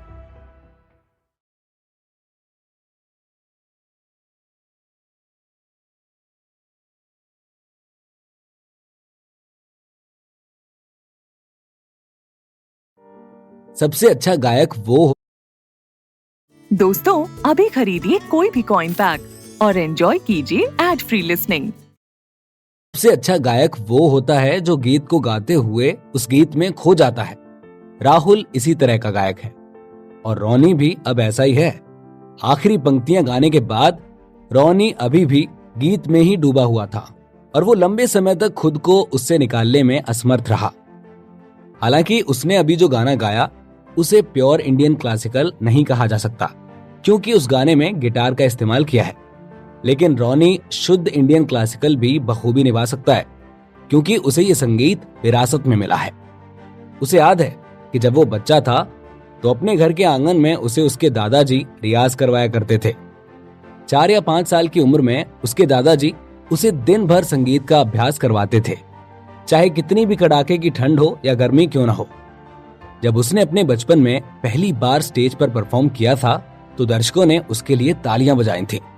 सच कहें तो रोनी ने खुद को पूरी तरह से भारतीय शास्त्रीय संगीत में अपने आप को झोंक दिया था। इसका गीत या राग से कोई लेना देना नहीं है, बल्कि सबसे ईमानदार बात है भावना। रोनी का शास्त्रीय संगीत के लिए प्यार। एक सांस लेकर रोनी ने सबसे पहले राहुल को देखा और फिर सामने खड़े सोना और नेहा को देखा। राहुल उसे देखकर मुस्कुरा रहा था। उसने कभी उम्मीद नहीं की थी कि रोनी राग शिवरंजनी को इतनी आसानी से और इतने अच्छे से गा पाएगा। राहुल ये समझ चुका था कि आदित्य धनराज की बोलती रोनी का गाना सुनकर बंद हो गई होगी, लेकिन स्टेज पर रोनी से भी ज्यादा घबराहट उसका साथ दे रहे उसके जूनियर्स को हो रही थी, क्योंकि दर्शकों ने अभी तक कोई प्रतिक्रिया नहीं दी थी। वो सभी खड़े होकर शून्यता से एक दूसरे की तरफ देखते रहते हैं। वो दर्शकों की ओर देखने की हिम्मत नहीं कर रहे थे, इस डर से कि कहीं ऐसा ना हुआ हो कि उनकी परफॉर्मेंस दर्शकों को पसंद ना आई हो। थोड़ी देर की खामोशी के बाद थिएटर में सभी दर्शक खड़े होने लगे और भरपूर उत्साह के साथ अपने हाथों से तालियां बजाते हुए रोनी के नाम के नारे लगाने लगे। रोनी रोनी रोनी रोनी। कुछ दर्शक आपस में बात करने लगे। वाह, मजा आ गया, ऐसा परफॉर्मेंस तो मैंने आज तक नहीं देखा जिसमें सिंगर अपने गाने में इतना डूब गया हो।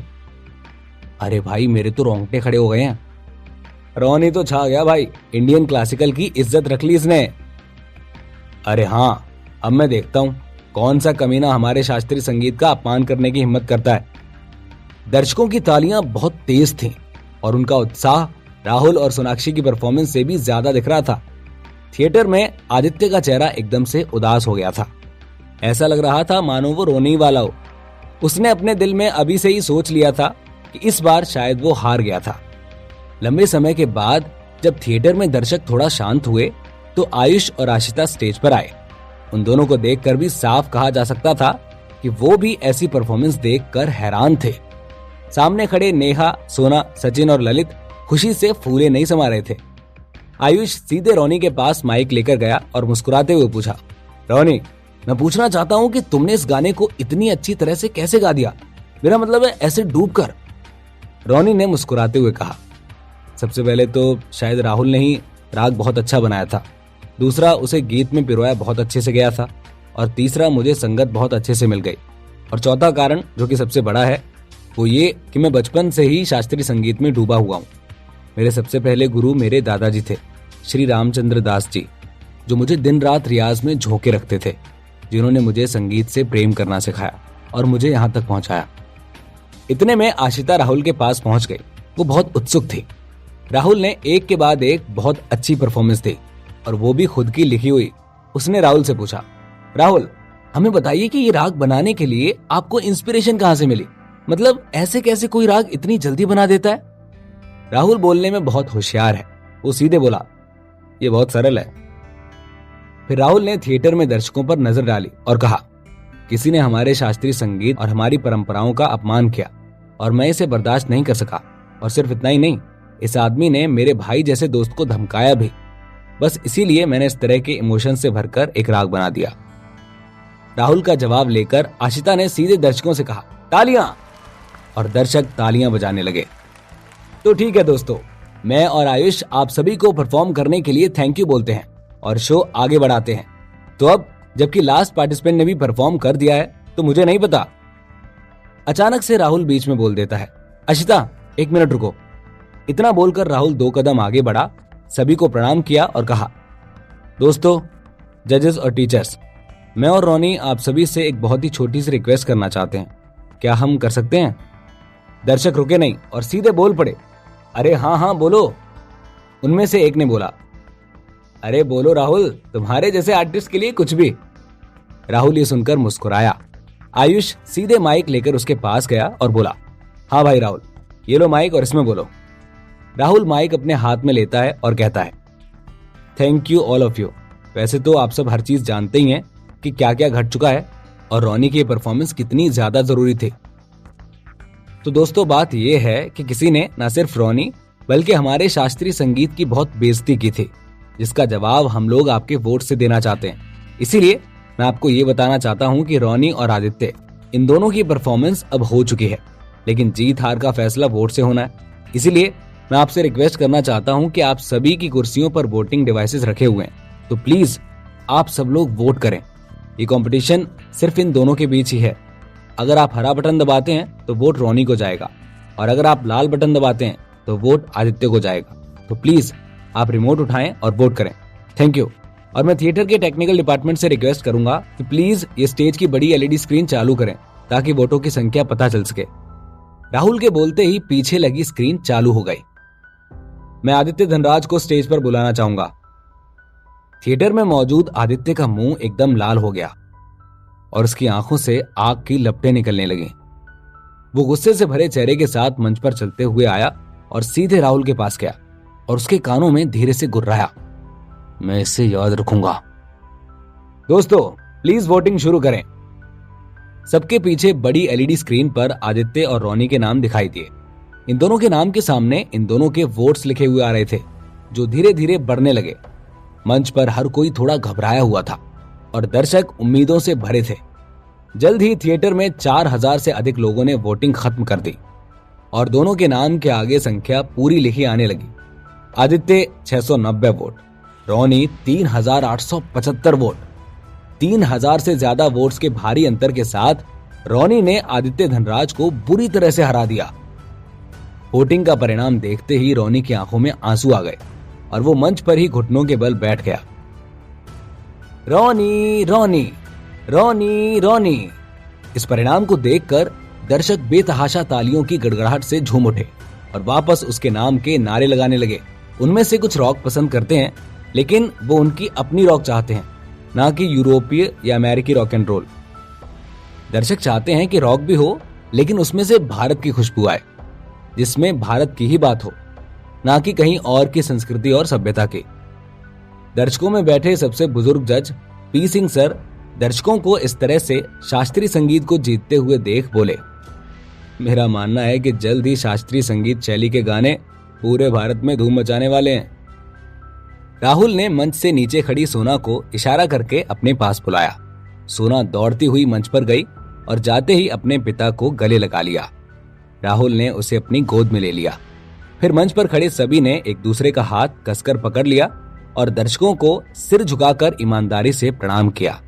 वहीं दूसरी तरफ आदित्य धनराज पूरी तरह से अवाक रह गया। न केवल उसका चेहरा पीला पड़ गया, बल्कि उसका पूरा शरीर ठंडा पड़ गया था, जैसे उसे लग रहा हो कि सब खो गया, समाप्त हो गया, सब कुछ खत्म हो गया। मुझे आशा है कि अब तुम अपना वादा निभाओगे। राहुल ने आदित्य पर नजर डाली, मुड़ा और मंच से चला गया। रोनी और बाकी लोगों ने अपने म्यूजिक इंस्ट्रूमेंट्स उठाए और एक के बाद एक आदित्य के पास से गुजरे। थिएटर में दर्शकों की आवाज आना शुरू हो चुकी है। रोनी दोस्त, मैं खेल के मैदान में जाऊंगा और तुम्हारे नेकेड होने का इंतजार करूंगा। सब जोर जोर से हंसने लगे। आदित्य के प्रति सहानुभूति रखने वाले बहुत कम लोगों को छोड़कर थिएटर में बाकी सबने हंगामा कर दिया। जिस तरह से वो आदित्य को हारता हुआ देख खुश हो रहे थे, इससे साफ समझा जा सकता था कि आदित्य की कॉलेज में प्रतिष्ठा वास्तव में अच्छी नहीं है, नहीं तो उसे इस तरह से हंसी उड़ाकर नीचा नहीं दिखाया जाता। ऐसी हंसी उड़ने के बाद आदित्य भी चुपचाप मंच से उतर गया और सीधे थिएटर का दरवाजा खोलकर बाहर निकल गया। अब आयुष और आशिता को छोड़कर पूरा मंच खाली हो चुका था। तो ठीक है दोस्तों, क्योंकि रोनी और आदित्य का मामला अब खत्म हो गया है, तो चलिए अब चलते हैं इस शो की समाप्ति की ओर। आशिता ने मंच से सभी को देखते हुए कहा। इसके बाद आयुष ने बोलना शुरू किया, जी हाँ, फाइनल रिजल्ट्स, जिसमें इस कंपटीशन के विजेता के लिए जज वोट देंगे। आशिता ने जजेस की ओर देखकर एक प्यारी सी मुस्कान के साथ कहा, हम ये जानते हैं कि आप 6 जजेस ने इतनी सारी परफॉर्मेंसेस देखी। पिछले 2-3 घंटों से आप एक ही जगह जमे हुए हैं, इसीलिए आप सभी के पास शो में विनर के लिए अपने अपने पार्टिसिपेंट्स होंगे। एम आई राइट? इसीलिए मैं और आयुष आपको 2 मिनट और देना चाहेंगे ताकि आप आपस में डिस्कस करके अच्छे से वोट दें। ये सुनते ही जजेस आपस में चर्चा करने लगे। हाँ जी, तो आप अपने हिसाब से जो विनर हो उसके नाम मुझे बता दीजिए। मिस्टर चंदन ने सारे जजेस से कहा। अरबाज, AK सिंह, पी सिंह और अमृता ने एक ही नाम दिया, राहुल। अरबाज के पास बैठी शबनम ने बोला, आदित्य। उसके आदित्य का नाम लेते ही सबने उसकी तरफ देखा। सबको एक साथ अपनी तरफ देखकर वो थोड़ी सी घबरा गई और फिर बोली, अरे ये क्या बात हुई? मुझे रॉक पसंद है, इसीलिए मुझे उसकी परफॉर्मेंस सबसे अच्छी लगी। तभी AK सिंह बीच में बोल पड़े, देखो मेरे लिए तो रोनी भी हो सकता था, लेकिन राहुल ने जो परफॉर्म किया वो कुछ अलग ही था। सबसे बुजुर्ग पी सिंह फिर सभी से एक बार सहमति लेते हैं, तो फिर ठीक है, मतलब राहुल का नाम ही देना है हमें। सब हाँ में सर हिलाते हैं। चंदन जी, आप हमारा फैसला होस्ट को बता दीजिए। मिस्टर चंदन आयुष को इशारा करते हैं। आयुष मंच के कोने में आता है। चंदन उनसे कान में कुछ बोलते हैं।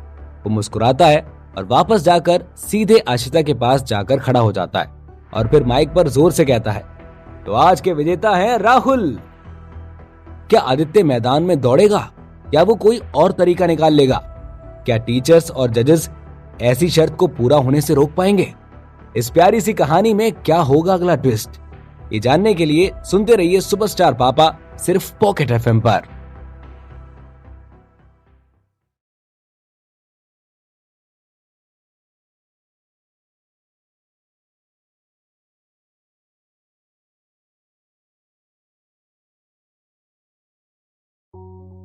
तालियां बजती रहनी चाहिए। आयुष एक तरह से जोर से माइक पर चिल्लाया। अपना नाम सुनते ही राहुल वापस स्टेज पर गया और सबको प्रणाम किया। उसने जजेस की तरफ देखकर भी अपना सर झुकाया। जजेस में उसकी नजर अमृता पर पड़ी, जो तालियां नहीं बजा रही थी, लेकिन मुस्कुराते हुए उसे एकटक निहार रही थी।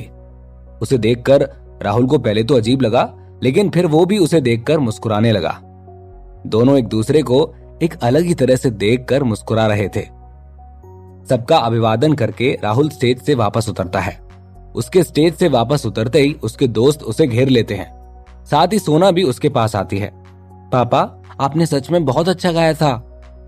सोनाक्षी, जो दर्शकों के बीच खड़ी सब कुछ देख रही थी, सचिन, ललित और नेहा उसके साथ खड़े होकर उसकी देखभाल कर रहे थे। वो एकदम भागकर, मानो जैसे उड़कर राहुल के पास गई और उसे गले लगा लिया। नहीं मेरे बच्चे, मैं आपके बगैर कुछ नहीं। आप ना होते तो मैं इतना सब कुछ नहीं कर पाता। आप मेरे लिए लकी चार्म हो। वो दोनों एक दूसरे के गले लग जाते हैं। उन्हें ऐसा देखकर पास ही खड़ी नेहा को अपने पिता की याद आने लगती है। राहुल अपने से उसे दूर करके पूछता है, अच्छा सोना बच्चा, ये बताओ, रोनी अंकल का भी परफॉर्मेंस आपको पसंद आया ना? रोनी और नेहा और बाकी लोगों ने सोना को बड़ी दिलचस्पी से देखा। हाँ पापा। सोना ने अपना प्यारा सा सर हिलाया और कहा, अंकल रोनी आप बहुत अच्छे थे। रोनी उसे देखकर मुस्कुराता है। तभी अचानक सोना वापस बोलती है, लेकिन पापा बेस्ट थे। अचानक से सोना के ऐसे बोलने से राहुल हैरान हो जाता है। वो रोनी को देखता है, रोनी राहुल को देखता है और दोनों जोर जोर से हंसने लगते हैं। सो क्यूट, नेहा सोना के गालों को सहलाते हुए कहती है। Rahul, congratulations on winning the competition. Show खत्म होते ही आशिता सीधे राहुल के ग्रुप के पास आई। राहुल ने मुस्कुराते हुए जवाब दिया, ये तो सभी जजेस और टीचर्स की मेहरबानी है। आशिता बोलना जारी रखती है। सारे जजेस थिएटर के ऊपर बने कमरे में गए हैं। जैसा कि आप जानते हैं कि फर्स्ट पोजीशन लाने वाले को अमृता मैडम की म्यूजिक वीडियो में फीचर होने का मौका मिलेगा। इसीलिए अमृता मैडम पहले से ही थिएटर में ऊपर वाले कमरे में आपका इंतजार कर रही हैं। और रोनी सर, प्लीज आप भी जाएं, अरबाज सर ने आपको उनसे मिलने के लिए कहा है। रोनी ने भौहें चढ़ाते हुए कहा, लेकिन क्या ये गलत नहीं है? फर्स्ट पोजीशन तो राहुल की आई है। जी ये बात सही है, लेकिन अरबाज सर आपको किसी और काम से बुला रहे हैं। आशिता ने रोनी को मुस्कुराते हुए कहा, दरअसल अरबाज सर ने बोला है कि उन्हें आपकी आवाज बहुत पसंद आई है, खासकर गाने में आपके आलाप और उतार चढ़ाव। हो सकता है अरबाज सर वापस म्यूजिक इंडस्ट्री में जाने का सोच रहे हो और उनके पास आपके लिए कुछ हो।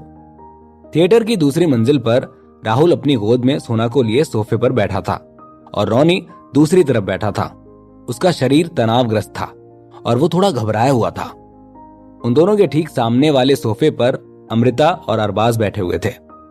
हाँ जी मिस्टर राहुल, मुझे देखकर आपको कोई आश्चर्य तो नहीं हुआ ना? अमृता राहुल से मुस्कुराते हुए बोली। राहुल ने अपना सर खुजाया और शर्मिंदगी से कहा, आई एम सॉरी मैडम, मैंने पहले एंटरटेनमेंट इंडस्ट्री पर ज्यादा ध्यान नहीं दिया, इसीलिए प्लीज मुझे माफ कर दें। अमृता, क्या तुम एक दूसरे को पहले से जानते हो? अरबाज ने पूछा। अमृता मुस्कुराई और उसे पूरी कहानी सुनाई। क्या वास्तव में ऐसा कोई है जो तुम्हें नहीं जानता? अरबाज ने हक्का बक्का होकर कहा, भाई राहुल, तुम सच में खास हो। एक सबसे प्रसिद्ध गायक होने की वजह से बहुत कम लोग हैं जो अमृता को नहीं जानते हैं। अरबाज फिर हैरानी से कहता है, मुझे तो उम्मीद नहीं थी कि कोई ऐसा भी होगा। सर मेरी गलती है, मैंने ही नहीं पहचाना। राहुल ने सोना के मुलायम बालों को सहलाया और कुछ शर्मिंदा हुआ। खैर छोड़िए ये सब, अब काम की बात कर लें। अमृता ने उसे मुस्कुराते हुए कहा। तो देखिए, आप जानते ही हैं कि इस कंपटीशन का विनर जो भी होता है उसे मेरे नेक्स्ट म्यूजिक वीडियो का हीरो होना था। तो मेरे नए गाने के म्यूजिक वीडियो के हीरो बनना चाहेंगे आप? जी बिल्कुल।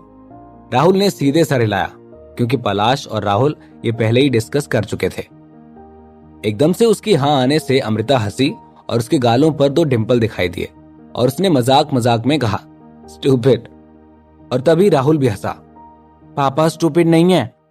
सोना ने राहुल की गोद में बैठे बैठे गुस्से से अमृता को कहा, ओहो, तो आपके पापा हर बात में सही हैं। अमृता को सोना बहुत पसंद है। उसकी बातें सुनकर वो बोले बिना रह नहीं सकी और उसके गुलाबी और कोमल चेहरे को छूने लगी। राहुल और अमृता एक दूसरे को देखकर मुस्कुराने लगे। तभी दरवाजा अचानक बाहर से खुला और कोई अंदर चला गया। ये अमृता की मैनेजर नेहल है, जिसके पीछे पीछे आदित्य धनराज भी है। अच्छा, तो आप सब यहाँ हैं। कमरे में प्रवेश करने के बाद नेहल ने सीधे राहुल से कहा, राहुल आप जा सकते हैं। सब एकदम से हैरान हो गए। आदित्य जो नेहल के पीछे चल रहा था, वो एक अजीब तरह से खुश दिख रहा था। अमृता कुछ समझी नहीं। उसने राहुल को बैठे रहने का इशारा किया और नेहल को देखकर उससे पूछा, नेहल जी, ये आप क्या कह रही हैं? अमृता अचंभित रह गई और अचानक खड़ी हो गई। अरबाज का चेहरा भी थोड़ा बदल गया। जाहिर तौर पर वो भी ये सब देखकर चौंक गया था। अमृता, देखो मैं साफ साफ कहती हूँ, मुझे लगता है कि तुम्हारे नए म्यूजिक वीडियोस के लिए सिर्फ और सिर्फ आदित्य ही सही लड़का है, जो कि हीरो बनने लायक है। मैंने कंपनी की ओर से आदित्य को 5 साल के लिए साइन किया है। नेहल वास्तव में आदित्य को लेकर दृढ़ है। वो एक के बाद एक बातें बोलती जा रही है। ये नहीं हो सकता नेहल जी। अमृता का सुंदर चेहरा गुस्से से लाल हो गया। इसके अलावा राहुल इस कंपटीशन का विनर है और उस हिसाब से उसे ही म्यूजिक वीडियो मिलनी चाहिए। नेहल फटाक से बोली। जब शो के प्राइस की घोषणा की गई तो उन्होंने ये नहीं कहा था कि शो के विनर को निश्चित रूप से आपके म्यूजिक वीडियो में भाग लेने को मिलेगा। उन्होंने सिर्फ इतना कहा था कि ये एक मौका है। क्या कह रही हैं आप नेहल जी? आप आज ऐसे अजीब तरह से बातें क्यों कर रही हैं? अमृता, मैं तो तुम्हारी भलाई के लिए कह रही हूं। आखिरकार वो अमृता की मैनेजर है। वो हर अच्छे बुरे का ध्यान रखती है। उसकी तरक्की में ही नेहल की तरक्की भी है। वो थोड़ा शांत होती है और उसने अमृता को समझाया। अभी अभी आदित्य ने मुझे बताया कि राहुल ने पहले से ही न्यू टैलेंट मीडिया कंपनी का कॉन्ट्रैक्ट साइन किया हुआ है और इसने हमें ये बात अभी तक नहीं बताई। तुम तो जानती हो, न्यू टैलेंट और ऑरेंज मीडिया में अच्छा खासा कंपटीशन है। हम कैसे हमारी राइवल कंपनी के आर्टिस्ट को साइन कर सकते हैं? राहुल ने आदित्य पर फिर से नजर डाली। आदित्य ने राहुल की तरफ देखकर घमंड से भरकर गर्दन पर अपना हाथ फैलाया। सोना ने उसकी इस हरकत को पकड़ लिया और तुरंत पूछा, पापा, ये बुरे अंकल जो रोनी अंकल को धमका रहे थे, वो ऐसे फैंसी ड्रेस कंपटीशन के कपड़ों में क्यों घूम रहे हैं? बच्चे बहुत मासूम होते हैं। आदित्य ने सोनाक्षी पर जो छाप छोड़ी है वो एक बुरे अंकल की है और मासूमियत में उसने सबके सामने ये बोल भी दिया। रोनी जो हमेशा बहुत चुपसा रहता है, वो भी हंसे बिना रह नहीं सका। तनाव भरे माहौल में उसे भी अचानक से राहत मिली। राहुल भी मुस्कुराया और सोना के सिर को थपथपाया। फिर अमृता से बोला, Amrita, I am really sorry. ऐसा लगता है कि मेरे पास आपके नए गाने के म्यूजिक वीडियो में काम करने का कोई मौका नहीं है। राहुल ने अपना सर हिलाया और खड़ा हो गया। हालांकि मैं अपने बैंक अकाउंट की डिटेल्स इन कंपटीशन वालों को दे दूंगा ताकि प्राइज मनी तो मुझे मिल ही जाए। इतना कहकर राहुल ने आदित्य को देखा, जिसका चेहरा शुरू से आखिर तक गर्व से भरा था। भाई आदित्य, अगर मुझे सही से याद है तो तुमने मुझे और रोनी को एक वादा कर रखा है ना? आदित्य का गर्व भरा चेहरा जम गया।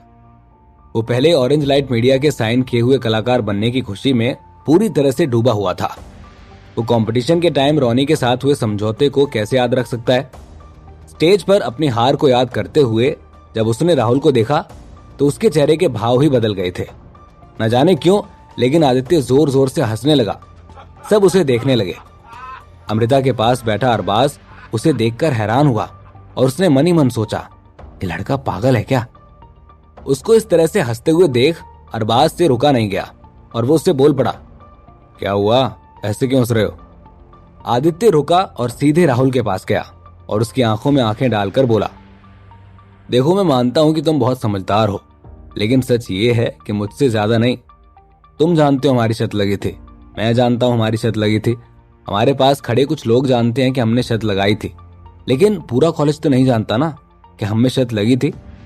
सोच अच्छी थी तुम्हारी कि मैं बदनाम हो जाऊं और मुझे अमृता कॉन्ट्रैक्ट साइन करने से मना कर दे, लेकिन ऐसा कुछ नहीं होगा। जा, मैं नहीं मानता हमारी शर्त। मैं कहता हूं ऐसा कुछ हुआ ही नहीं था। तू मुझ पर जबरदस्ती का दबाव बना रहा है। मैं सबको कह दूंगा कि तू झूठ बोल रहा है। जो करते बने कर ले। सब एकदम हैरान हो जाते हैं क्योंकि आदित्य ने खुद स्टेज से सब कहा था। उसकी ऐसी बात सुनकर सब समझ जाते हैं कि वो कितना फरेबी है। सोना जैसी बच्ची भी अब तक उसे समझ गई है। तभी अचानक किसी मोबाइल फोन से आदित्य की आवाज सुनाई देती है। तो सही है, अगर मैं हारा तो मैं नेकेड होकर दौड़ूंगा। आदित्य ये सुनकर हैरान हो जाता है। राहुल नीचे हाथ में पकड़े अपने मोबाइल को ऊपर लेकर आता है और आदित्य की आंखों के सामने ले जाता है। आदित्य देखता है कि उस पर एक वीडियो चल रही है जो कि उस टाइम की है जब उनमें आपस में शर्त लगी थी। आदित्य एकदम चौंक जाता है। अब राहुल बोलना शुरू करता है। तू समझता क्या अपने आप को? तेरी फितरत से पूरा कॉलेज वाकिफ है। सब जानते हैं कि तू कितना घटिया किस्म का इंसान है। नेहा भी तुझे बहुत अच्छे से जानती थी, इसीलिए उसने उसी वक्त तेरी वीडियो बना ली थी जब तू ये सब शर्तें रख रहा था। अब अगर तू इस शर्त से मुकरा तो तेरी ये वीडियो मैं मेरे मैनेजर मिस्टर पलाश को दे दूंगा और उनसे कहूंगा कि न्यू टैलेंट मीडिया कंपनी के सभी आर्टिस्ट इस वीडियो को अपने अपने वीवो अकाउंट्स पर शेयर करें। और जब पलाश जी किसी को कुछ कहते हैं ना तो वो उसे करते ही करते हैं। इसीलिए तू जो फैसला लेना चाहता है ले, लेकिन सोच समझ कर ही लेना। आदित्य बुरी तरह से फंस चुका है। अगर वो शर्त मानकर कॉलेज के मैदान में नेकेड दौड़ता है तो उसकी इज्जत मिट्टी में मिल जाएगी, क्योंकि अगले ही दिन सारे अखबारों में एंटरटेनमेंट के पन्नों पर सबसे बड़ी खबर यही होगी, जिसकी वजह से वो पूरे कॉलेज ही नहीं पूरे शहर में बदनाम हो जाएगा। लेकिन अगर वो ये शर्त नहीं मानता तो पूरी एंटरटेनमेंट इंडस्ट्री उस पर भरोसा करना छोड़ देगी। उसके जीजाजी की कंपनी कपाड़िया मीडिया ग्रुप भी उसके साथ कॉन्ट्रैक्ट तोड़ देगा और उसका करियर पूरी तरह से खत्म हो जाएगा। अब आदित्य क्या करेगा? क्या राहुल और रोनी उसे माफ कर देंगे? क्या आदित्य का घमंड चूर चूर होगा? इस प्यारी सी कहानी में क्या होगा अगला ट्विस्ट? ये जानने के लिए सुनते रहिए सुपरस्टार पापा, सिर्फ पॉकेट एफएम पर।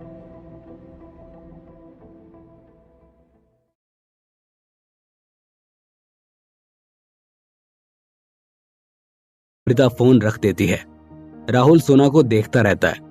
तभी अमृता का फोन वापस आने लगता है। राहुल अपने फोन की स्क्रीन देखता है और फिर फोन कट कर देता है और फोन को फ्लाइट मोड पर डाल देता है। अमृता वापस फोन लगाती है तो राहुल का phone out of network area बताता है। वो कुछ समझ नहीं पाती। राहुल सोना को देखकर अपने ख्यालों में गुम हो जाता है और अपने आप से कहने लगता है, नहीं राहुल, ये सब तू अभी नहीं कर सकता। अभी तेरा सारा टाइम और सारी एनर्जी सिर्फ और सिर्फ सोना के लिए होनी चाहिए। तू अपनी इच्छाओं के चक्कर में इतने अच्छे गिफ्ट के साथ भेदभाव नहीं कर सकता। अपने आप को संभाल और खुद को भटकने से बचा। तू सिर्फ और सिर्फ अपने करियर और सोना पर ध्यान दे। ये बच्ची तेरे ही भरोसे है, सिर्फ तू ही है इसका और कोई नहीं। राहुल अपने आप में ही खोया रहता है। इतने में सोना डाइनिंग टेबल से आवाज देती है, पापा भूख लग रही है, पिज्जा मंगाओ ना। राहुल मुस्कुराते हुए उसके पास जाता है और अपने फोन को फ्लाइट मोड से हटाता है और ऐप पर पिज्जा ऑर्डर कर देता है। अमृता समझ नहीं पाती कि राहुल ने अचानक ऐसा क्यों किया। उससे रुका नहीं जाता और वो वापस राहुल को कॉल करती है। राहुल का फोन बजता है, वो नंबर देखता है लेकिन फिर से उसे नहीं उठाता। ये सब लगभग आधे घंटे तक चलता रहता है। इसी बीच राहुल पिज्जा डिलीवरी वाले को अपना एड्रेस भी समझा चुका होता है। जब वो पिज्जा वाले को एड्रेस समझा रहा था तब भी अमृता उसे कॉल कर रही थी और उसका फोन बिजी आने लगा था। कहीं ना कहीं अमृता भी समझ जाती है कि राहुल उससे इग्नोर कर रहा है। घर की घंटी बजती है। राहुल दरवाजा खोलता है और डिलीवरी वाला उसे पिज्जा देता है। वो जाकर पिज्जा सोना को देता है। सोना बहुत खुश होती है और दौड़कर डाइनिंग टेबल पर जाकर जल्दी जल्दी पिज्जा के डिब्बे से ही पिज्जा खाने लगती है। उसे इतना खुश देख राहुल की आंखें नम हो जाती हैं। उधर अमृता एक गहरी सांस लेकर अपना फोन साइड में रख देती है। क्या राहुल और अमृता का कोई नया रिश्ता बनेगा? क्या इंटरनेट पर अमृता का नाम आने से उसे कोई नुकसान होगा? अब आदित्य का आगे क्या होगा? इस प्यारी सी कहानी में क्या होगा अगला ट्विस्ट? ये जानने के लिए सुनते रहिए सुपरस्टार पापा, सिर्फ पॉकेट एफएम पर।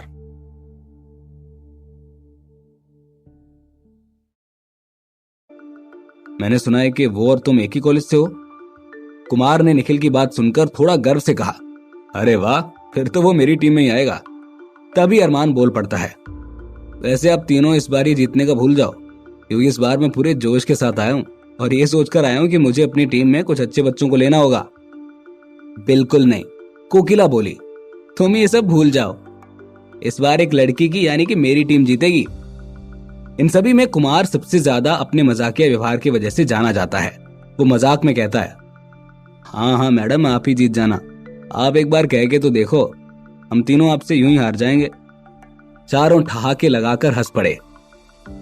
द वॉइस ऑफ भारत एक म्यूजिक कंपटीशन रियलिटी शो है।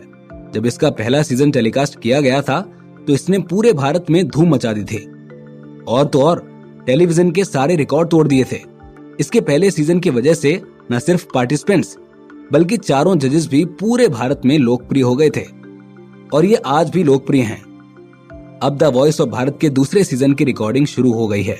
इस बार recording location Bhopal radio and television building के नंबर 9 स्टूडियो में है। बेशक ये केवल फर्स्ट ऑडिशन के लिए बुक की गई जगह है।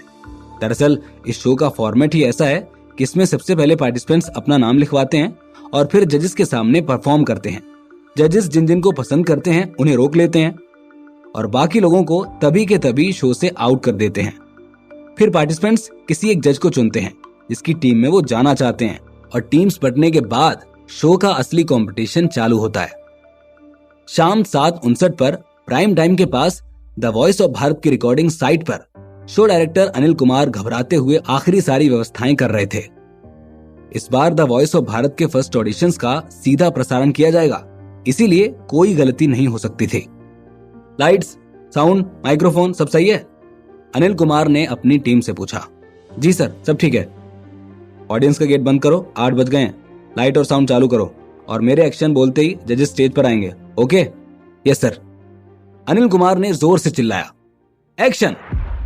अचानक रोशनी चली गई और पूरा स्टूडियो अंधेरे में डूब गया था और फिर अंधेरे से एक आवाज सुनाई दी, प्लीज वेलकम हमारे शो के जजेस mister Kumar, mister Nikhil, mister Arman और हमारी सबकी फेवरेट मिस कोकिला। अचानक स्टूडियो में 2 रोशनी दिखाई दी।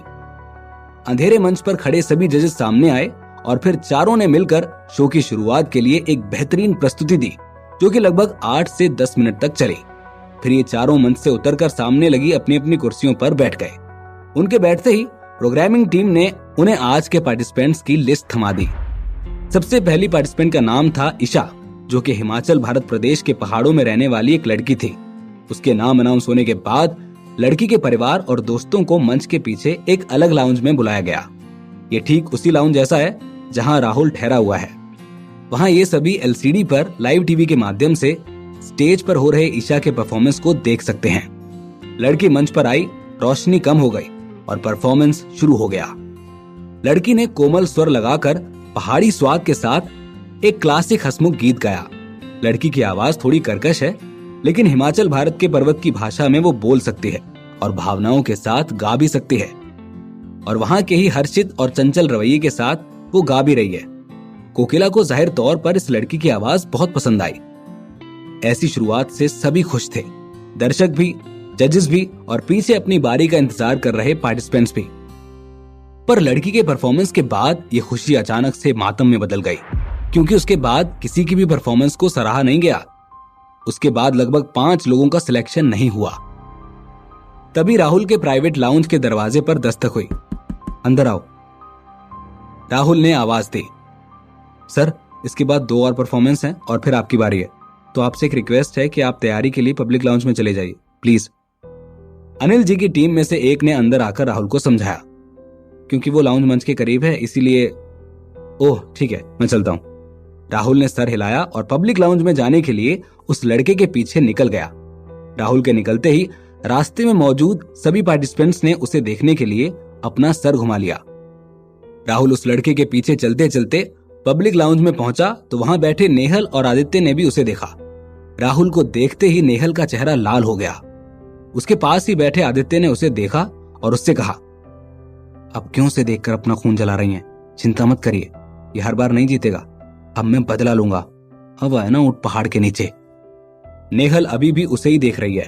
अचानक से उसे कुछ समझ आता है और वो एक गहरी सांस लेकर आदित्य से बोलती है, आदित्य, अब ये तुम्हें जीतना ही होगा। तुम आग लगा देना स्टेज पर। पहले तुम अकेले थे, लेकिन अब मैं भी तुम्हारे साथ हूं। और हाँ, ये याद रखना कि अब मेरी इज्जत भी तुम्हारे हाथ में है। ये बोलकर दोनों राहुल को देखने लग जाते हैं। आखिरकार ये क्या हुआ? क्या वापस राहुल और आदित्य लड़ेंगे? क्या राहुल टीवी पर भी अपनी छाप छोड़ पाएगा? आखिर नेहल आदित्य का साथ क्यों दे रही थी? इस प्यारी सी कहानी में क्या होगा अगला ट्विस्ट, ये जानने के लिए सुनते रहिए सुपरस्टार पापा, सिर्फ पॉकेट एफएम पर।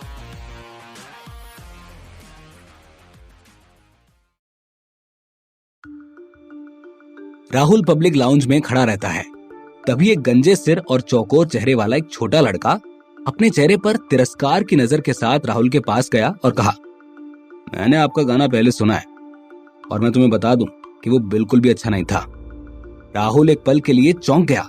वो एकदम चुप हो गया और मन ही मन सोचने लगा कि क्या ये दिमागी बीमार है। ये मत सोचो कि तुम कोई महान हो, क्योंकि तुमने सिर्फ 2-3 गाने ही बनाए अभी तक। अगर मैंने मेरे बनाए गानों के बारे में बताया ना तो तुम्हारी सिट्टी पिट्टी गुम हो जाएगी। गंजा आदमी उसकी हंसी उड़ाता है। कान खोलकर सुनो, तुम ये हारने वाले हो। राहुल उस आदमी को कुछ जवाब देने ही वाला था कि तभी वो आदमी सीधा मंच की ओर जाते हुए दिखा और वो समझ गया कि अब उसकी बारी थी परफॉर्म करने की। वही अंधेरा मंच पर आ गया और संगीत बजने लगा। ये गाना एक रॉक शैली का निकला जिसने लोगों को तुरंत अपनी ओर खींच लिया। वैसे अगर कहा जाए तो गंजे लड़के ने जो गाना गाया वो बुरा नहीं है। उसकी आवाज थोड़ी खराश से भरी है, लेकिन उसने नियंत्रण के साथ गाया है। कम से कम राहुल को तो वो ठीक लग रहा था। उसका गाना खत्म हो गया, लेकिन किसी भी जज ने उसको कुछ नहीं बोला। उसके गाने की तारीफ भी नहीं की और उल्टा उसे सिलेक्ट भी नहीं किया। गंजा लड़का आगे बढ़ने में असफल रहा, लेकिन इस बात को सिर्फ गंजा लड़का ही नहीं बल्कि दर्शक भी स्वीकार नहीं कर सके। हमेशा की तरह पार्टिसिपेंट के गाना खत्म करने के बाद चारों जजेस बारी बारी से निकाले गए पार्टिसिपेंट्स को दिलासा देंगे। ओके, अपने बारे में कुछ बताइए। कुमार के चेहरे पर कोई भाव नहीं थे। हेलो जजेस, मेरा नाम सिद्धार्थ है। मैं राज भारत प्रांत से आया हूँ और मैं वहां पर अपना खुद का बार चलाता हूँ। हालांकि वो बहुत अनिच्छुक था, फिर भी गंजे लड़के ने अपना परिचय दिया। क्या आप जानना चाहते हैं कि मैंने आपको क्यों नहीं चुना? कुमार ने पूछा। हाँ, सिद्धार्थ ने गंभीर चेहरे से पूछा और कहा, मेरे बार में मैं एक बहुत अच्छा गायक हूँ और यहाँ पर अंदर एक फेमस आर्टिस्ट है। उसके घटिया गानों से तो मेरे गाने बहुत अच्छे हैं और वैसे भी मैं सिर्फ अपने बनाए गाने ही गाता हूँ। अच्छा, तो अपने आप से पूछें, क्या ये गाना वास्तव में आपका अपना गाना है? कुमार ने फिर से पूछा। क्या इस आदमी ने किसी और के गाने को चुराया? अरमान ने पूछा। हाँ, मुझे भी ये गाना बहुत जाना पहचाना लग रहा था। कोकिला भी बोलती है। जी नहीं, मैंने कोई चोरी नहीं की और ये मेरा ही गाना है। सिद्धार्थ ने एक गंभीर नजर डाली और कहा, और अगर मैं चोरी कर रहा हूं तो अंदर खड़े राहुल का क्या है? बैक स्टेज में राहुल का चेहरा पूरी तरह से काला हो गया। कोई भी व्यक्ति कितने भी अच्छे स्वभाव का क्यों ना हो, लेकिन अगर उसकी लगातार बुराई की जाती है तो आप नाराज हो ही जाते हो। आप राहुल के साथ कंपीट करने के बिल्कुल भी लायक नहीं हो। कुमार ने सीधे कुर्सी के आर्मरेस्ट को थपथपाया। प्रोग्रामिंग टीम, क्या आप सादिक अहमद का गाना तेरी जुल्फों एक बार इंटरनेट पर सर्च करके सबके सामने बताएंगे? गाना बजाया जाता है। पूरी गाने की धुन बिल्कुल वही होती है जो सिद्धार्थ के गाए गाने की थी। अलग होती हैं तो सिर्फ लिरिक्स को छोड़कर पूरा गाना लगभग एक जैसा है। क्या बोलते हो सिद्धार्थ, ये गाना तुम्हारे गाने जैसा ही नहीं है? सिद्धार्थ कुछ नहीं कहता। कुमार बोलना जारी रखता है। मैं इस इंडस्ट्री में पिछले 20 साल से हूं बेटा, तू मुझसे झूठ बोल रहा है।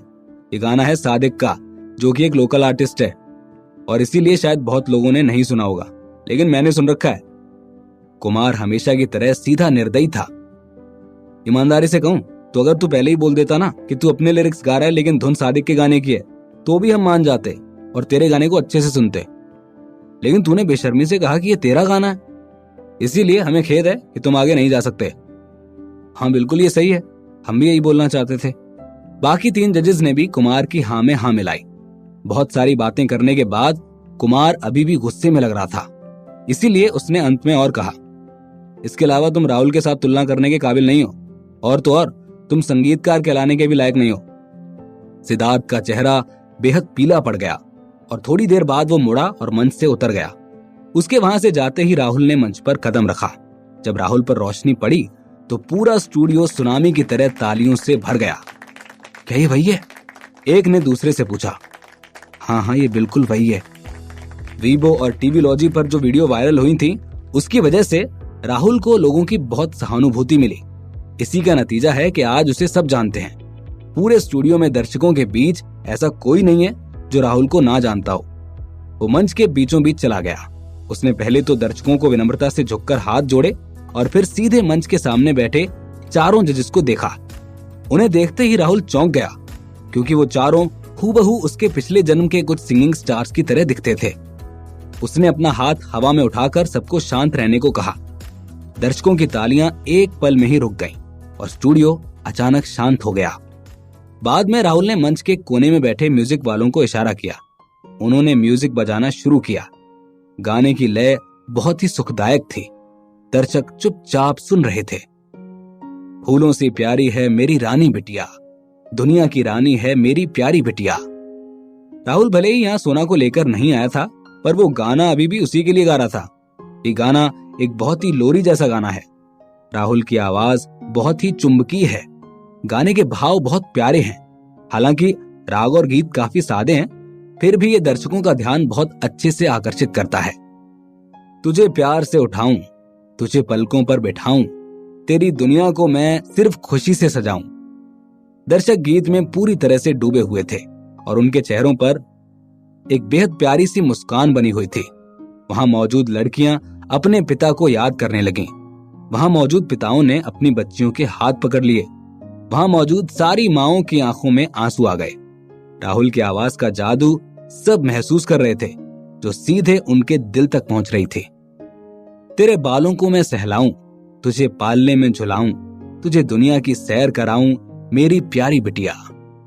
सारे पिताओं की आंखें नम थीं। सारी बेटियां झरझर कर रो रही थीं। उन्हें याद आ रहा था खुद का बचपन। उन्हें याद आ रहा था अपना जीवन। वो सब राहुल के गाने को ऐसे सुन रहे थे मानो अपने ही जीवन में वापस पीछे चले गए हों। जजेस तक चुप थे। ऐसा लग रहा था कि मानो राहुल की आवाज आ रही है, लेकिन सब हैं अपनी ही दुनिया में। बैक स्टेज पर पर्सनल लाउंज में पलाश लाइव एलसीडी टीवी को घूर रहा था। पलाश अपने पैरों को क्रॉस करके सोफे पर बैठ गया। उसका चेहरा खुशी से खिला हुआ था। अनिल कुमार पलाश के साथ थे और ईमानदारी से प्रशंसा कर रहे थे। मिस्टर राहुल का गाना बिल्कुल क्लासिक है। यहाँ तक कि अभी तक किसी भी सीजन में कोई भी कंटेस्टेंट राहुल के जितना अच्छा गाने वाला नहीं है। राहुल आंखें बंद करके गाने लगा। उसने अंतिम कुछ लाइंस गाई और फिर जल्द ही गाना खत्म हो गया। गाने के अंत में स्टूडियो में सभी दर्शक भावनात्मक रूप से उत्साहित थे और अपने हाथों को लहराते हुए और जोर से चिल्लाते हुए अपनी सीट से उठ खड़े हुए। तालियां रुकने का नाम नहीं ले रही थी। यहाँ तक कि कई महिला दर्शकों ने तो जोर से चिल्लाया, मुझसे शादी कर लो राहुल। ये बात सुनकर पूरे स्टूडियो में हंसी दौड़ गई। दर्शकों का उत्साह जजेस की अपेक्षाओं से भी ज्यादा था। बेशक जजेस भी बहुत हैरान थे। कैसे कैसे कोई इतना अच्छा गा सकता है। कोकिला बहुत खुश थी और लगभग नाच रही थी। बहुत अच्छा, मुझे उसका गाना बहुत पसंद है, अरमान ने जवाब दिया। उसकी आंखें चमक रही थीं। कोकिला ने राहुल को देखा, जो मंच के बीच में खड़ा था, और अपना हाथ आगे बढ़ाकर कहा, मुझे तो थोड़ा टाइम लगेगा राहुल तुम्हें कमेंट देने में, क्योंकि मैं तो तुम्हारी फैन हो गई यार। राहुल मुस्कुराया और कुछ नहीं बोला। हालांकि वो चारों जजेस राहुल को जानते थे, फिर भी उन्हें इस पर कमेंट्स करना ही था। निखिल ने कोकिला को रोककर कहा, ठीक है, अब आप अपने बारे में बताइए। राहुल के चेहरे पर हमेशा एक मुस्कान थी।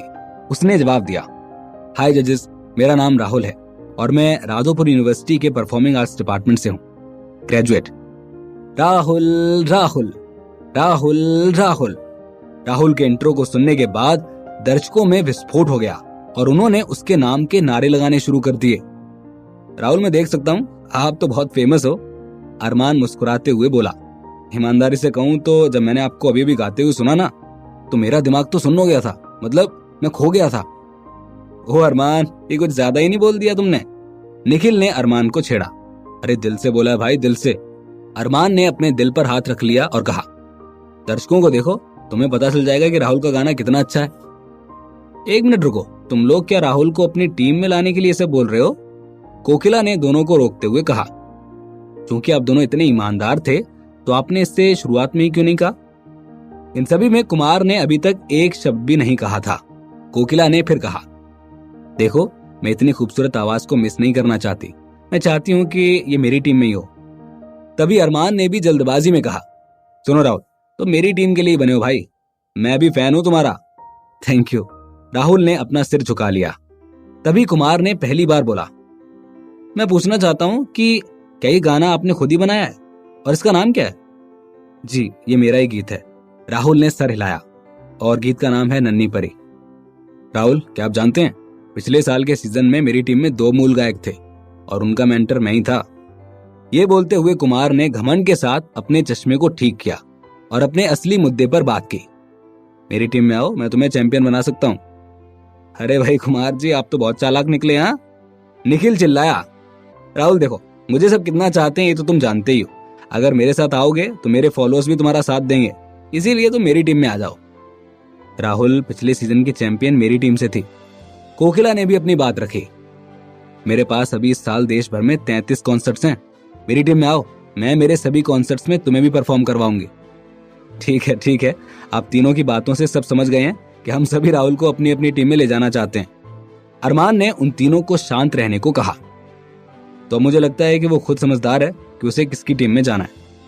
उसने राहुल को देखा और कहा, तो राहुल देखो, हम में से किसी ने भी तुम्हें रिजेक्ट नहीं किया है। इनफैक्ट हम तो आपस में लड़ने लगे, लेकिन अब बारी तुम्हारी है। तुम डिसाइड करो कि तुमको किसकी टीम में जाना है। अब बारी राहुल की थी। एक तरह से देखा जाए तो अब राहुल जजेस को रिजेक्ट करेगा। चारों जजेस राहुल को देख रहे थे। राहुल नीचे मुंह करके कुछ सोचने लगा। तो आखिरकार राहुल किसे सिलेक्ट करेगा?